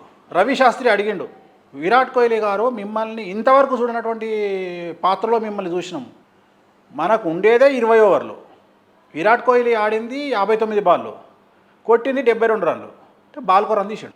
T20లో బాల్కో రన్ కూడా తీస్తాడా? ఇక అభిషేక్ శర్మ వచ్చి టకాటక 15 బాల్లో 50 కొడుతుంది. 49 వరకు బాల్ టు రన్సే ఉన్నాయి. హాఫ్ సెంచరీ అయిన తర్వాత కొద్దిగా నేను అదే చెప్తున్నా. సో వీటిని బేస్ చేసుకొని మనము ఇయ్యలేం కదా. లైఫ్ అనేది ఒక డిఫరెంట్ యాంగిల్లో వెళ్తుంటుంది. పడతానే ఉంటాము, లేస్తూనే ఉంటాము. దాన్ని బేస్ చేసుకొని మాట్లాడము, వాడు విమర్శలు చేస్తుండు కదా అని మాట్లాడము, ఒక మనిషిని మనం తొక్కి పెట్టలేము. సో నేను ఒకటే నమ్ముతా, ఒకని అదృష్టాన్ని మనం ఆపలేము, దరిద్రాన్ని ఆపొచ్చు. హార్దిక్ పాండ్యా ట్రోల్ చేసిర్రు, భార్య విషయంలో విపరీతంగా తిట్టిర్రు, సొంత భార్య రేప్ కేసు పెట్టింది. ఇవాళ ఏమైంది? ఒక్కసారి భారతదేశంలో హీరో అయి కూర్చున్నాడు. సో తిట్టేవాళ్ళు తిడతారు, పొగిడేవాళ్ళు పొగుడుతారు.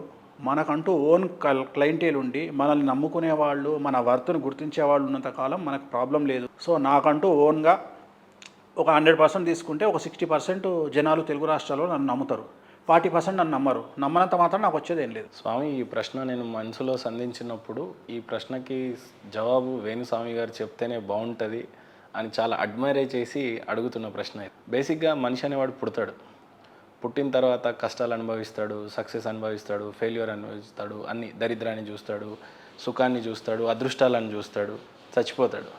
నిజంగానే మనిషి పుట్టుకకి ఒక అర్థం, చావుకు ఒక అర్థం, ఎందుకు పుడతాం, ఎందుకు చేస్తాం, ఏంది అసలు ఈ సృష్టి రహస్యం ఏంటి అని అంటే ఏం చెప్తారు? ఇప్పుడు ఎన్నో జన్మల తర్వాత మనుష్య జన్మ దక్కుతుంది. మనుష్య జన్మకు మా ఇతర జన్మలకు ఉన్నటువంటి తేడా మీకు అన్నీ తెలుసు. జంతువులు ఏ రూపంలో ఉంటాయి, మనుషులు ఏ రూపంలో ఉంటాయి. సో మనిషి పుట్టుకకు పలాని రీజన్ ఉంటుంది, పలాని మంచి పనులు చేయాలి, ఎవ్వడి అయ్యాడు. కలియుగం అంతా సొల్లు. ఈ మాటలతోనే మభ్యపెడతారు జనాల్ని. నమ్మొద్దు. సంపాదించినవా, ఎంజాయ్ చేసినవా, సచ్చినవా, 3 ముచ్చట్లు, మిగతా విషయాలు వద్దు. వేణుస్వామికి మంచి భార్య దొరికింది. చాలాసార్లు కూడా చాలా విధాలుగా మేడంని పొగుడుతూనే ఉన్నారు. ఆమె మీద మీకున్న రెస్పెక్ట్ చాలా అద్భుతంగా ఉంది. అసలు పెళ్లి నేపథ్యం ఎలా జరిగింది? ఒకటి, ఇలాంటి ట్రోల్స్ వస్తున్నప్పుడు మేడం మీ పక్షాన ఏ రకంగా నిలబడుతుంది? మీ ఇద్దరి మధ్యలో ఉన్న బంధం ఎలాంటిది? అంటే తను నా లైఫ్లో అంటే ఇక నేను జరిగిన ద బిగ్గెస్ట్ మిరాకిల్ తనే, ఇంకేం లేదు. ఇంకా నా లైఫ్లో, నా జీవితంలో అంటే నేను పెద్ద మిరాకిల్స్కు నేను నా ఎమోషన్స్ని కంట్రోల్ చేసే శక్తి నేను ఎవరికి ఇవ్వను. అంటే ఒక వ్యక్తి నన్ను నవ్వించడం కానీ, ఒక వ్యక్తి నన్ను ఏడిపించడం కానీ, ఒక వ్యక్తి నన్ను బాధ పెట్టడం కానీ, ఇలాంటివి చేసే అవకాశం నేను ఎవరికి ఇవ్వను. అంటే అంత తొందరగా నేను బెండ్ గాను. ఉదాహరణ, ట్రోల్ చేయగానే బాధపడు, లేకపోతే నన్ను పోవడంగానే సంకలు గుద్దుకునుడు, ఇలాంటి వివరాలు నా దగ్గర ఉండయి. సో నేను అదే చెప్తున్నా, నా మూడ్స్ను మేనేజ్ చేసే శక్తి నేను అవతలోనికి ఇయ్య. నా మూడ్స్ను నా దగ్గరనే ఉంటాయి కంట్రోల్. నా జీవితంలో అలాంటి మిరాకిల్ ఏదైనా జరిగింది అంటే నా వైఫ్. ఇంకా అంతకంటే పెద్ద మిరాకిల్ ఏం లేదు నా జీవితంలో. ఇంకా అదే ఉండే వేణుస్వామికి అంత సున్నితమైన మేడం దొరకటం, అసలు ఎవరిని ప్రపోజ్ చేశారు, ఎలా జాతకం? నేనే అంటే నా లైఫ్, నేను ఈ స్టేజ్కి వస్తా అని నేను చిన్నప్పుడే డిసైడ్ చేసుకున్నాను. నాకు తెలుసు, నా జాతకం నాకు తెలుసు కదా. సో నా లైఫ్లో అలాంటి ఒక భార్య ఉండాలి అని కోరుకున్నాను. అట్లనే భగవంతుడు వెంకటేశ్వర దయ వల్ల నాకు అలాంటి భార్య దక్కింది. అలాంటి ఒక ఏమంటారు, సంగీతం వచ్చినటువంటి ఆవిడ నా భార్య కావాలనుకున్న భగవంతుడు. స్వామీజీని ఇలా అనడం తప్పేమో, మీలో ఎక్కడో తెలియని ఒక హోల్ సిటీ రౌడీలా కూడా కనిపిస్తాడు, క్యారే అన్నట్టు ఉంటాడు. హైదరాబాద్ కదా. అట్లాంటిది మేడంని మీరు ఎట్లా ఫ్లాట్ చేశారు? అసలు ఛాన్సే లేదు. ఫలక్నామాజ్ అసలు. అరే చక్కగా పోయి రైట్కు తీసుకో అన్న అంటే అరే తోవని అయ్యా చూపిస్తాడా అంటే స్టీరింగ్ ఉన్నది మీ అమ్మ కూర్చొని నువ్వు కానీ కాదు మీ ఎవరు తిప్పుతాడు స్టీరింగ్ అన్నట్టు. అలాంటి యాటిట్యూడ్ మీది మరి ఎట్లా అసలు మేడం ఛాన్సే లేదు మిమ్మల్ని ఒప్పుకోవడానికి అంటే ఇలాంటి క్యారెక్టర్ని కదా అమ్మాయిలు ఇష్టపడేది. జనరల్గా ఇలాంటి క్యారెక్టర్ని అమ్మాయిలు ఇష్టపడేది. ఎట్లా ప్రపోజ్ చేశారు సార్ చెప్పు. ఏం లేదు ప్రపోజింగ్ ఏం లేదు, డైరెక్ట్ పెళ్ళే. ఇవన్నీ మన దగ్గర నడవయి. మనకు నేను ఏబీపీలో పనిచేసాను, లవ్ అంటే కోపం నాకు. ఏబీపీ కూడా నేను నేను సికింద్రాబాద్ ఇన్ఛార్జ్గా పనిచేసాను 95 to 97 ఏబీపీ ఇన్ఛార్జ్ నేను. కాసం వెంకటేశ్వర్లు చంద్రారెడ్డి బ్యాచ్ నాది. ఇప్పుడు ప్రజెంట్ విక్రమ్ రెడ్డి బీజేవైఎం విక్రమ్ రెడ్డి నేను అంతా క్లాస్మేట్స్ మేము. నాది ఎస్పీ కాలేజ్. ఎందుకు ఇంత స్ట్రాంగ్ మీరు అని నేను అగ్రెసివ్గా పనిచేసాను. అలాంటివి నేను అగ్రెసివ్గా పనిచేసిన ఏబీపీలో నేను ఇన్ఛార్జ్గా పనిచేసాను. సికింద్రాబాద్ ఇన్ఛార్జ్. మేడం నేను ప్రపోజ్ చేయలేదా సార్? లవ్వే కానీ డైరెక్ట్ పెళ్ళే. ఎట్లా అంటే బెదిరించి పెళ్లి ఏం లేవు. అప్పుడు మన తానేముంది, నా గర్కా నా ఘాట్కా బీడి పిచ్చం కలుద్దారా మన దగ్గర. అప్పుడు ఏం లేదు. అప్పుడు మన దగ్గర ఏం లేదు, బీడి పిచ్చం కలుద్దారా ఏం లేదు, అంతే ఏం లేదు. ఒక పనికి మన ఎస్పా తప్ప, నా ప్యాంటు షర్ట్ తప్ప మన దగ్గర ఏం లేదు. కాకపోతే మనం ఇట్లా బతుకుతామనే కాన్ఫిడెన్స్ అంతే. డైరెక్ట్ అడిగినాం పెళ్లి చేసుకో. నా దగ్గర అయితే ఈ బండి ఉంది, ఈ బండి అమ్ముకుంటే 5,000 వస్తాయి, ఇంతకు మించి నా దగ్గర ఏం లేదు. అంతే. మెడలో ఒక $1 ఉండేది అప్పుడు. అన్నమయ్య సినిమాల ముహూర్తం పెట్టినప్పుడు ఒక $1 ఉండే. ఆ $1 మొత్తం కలిపితే మనం మొత్తం కౌంట్ చేసిన 50,000 కూడా ఉండదు. ఇగో నా జీవితం ఇది, నా మీద పెళ్లి చేసుకో, లేకుంటే లేదు. ఉద్యోగం కూడా లేకుండా పెళ్లికి ఏం ఉద్యోగం మాట మీరు చాలా పెద్ద మాట మాట్లాడారు. నా గర్కా నా ఘాట్కా చెప్తున్నా కదా, బీడి పిచ్చాం కళ్ళుద్దారా, ఇంతకంటే పెద్ద మాట నేను మాట్లాడేక. ఇక అట్లాంటి స్టేజ్లో నన్ను పెళ్లి చేసుకుంది. సో అట్లాంటి స్టేజ్ని నన్ను గెస్ట్ చేసి పెళ్లి చేసుకుంది అంటే ఇక నేను ఆమెను ఎట్లా చూసుకోవాలి? సో నేను ఒకటే చెప్తాను, నేను ఈ సమాజానికి ప్రస్తుత సమాజంలో నేను చెప్పేది ఏంటంటే, పెళ్లి అనేది చాలా కష్టమైన సందర్భంలో భార్యను బిడ్డగా చూసుకుంటే సక్సెస్ ఉంటుంది. సో నేను ఎప్పుడు నా భార్యను బిడ్డగానే చూసుకున్నా తప్ప నేను భార్యను భార్యలాగా చూసుకోలేదు.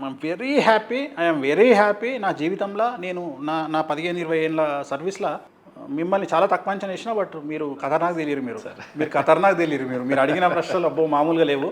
మొన్న చిన్నజీవ స్వామి వారి ఇంటర్వ్యూ చూసిన. సో మీరు చాలా బాగా చేశారు. అండ్ ఇవాళ కూడా నేను చూసిన.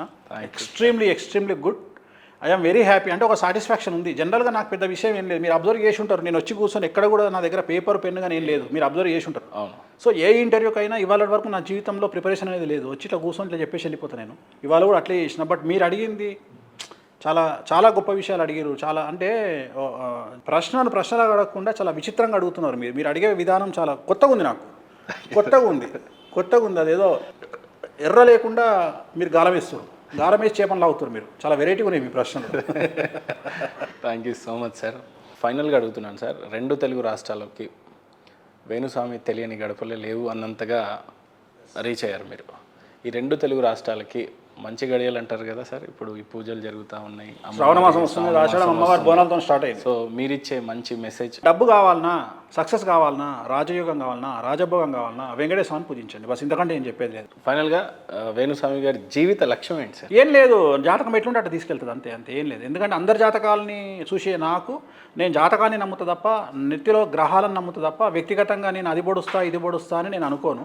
సో నేను అదే చెప్తున్నాను, నా సంకల్పం ఒకటే. నేను ఎవరికి పూజ చేసినా ఒకటే, భగవంతుడు ఈ విల్ డిసైడ్.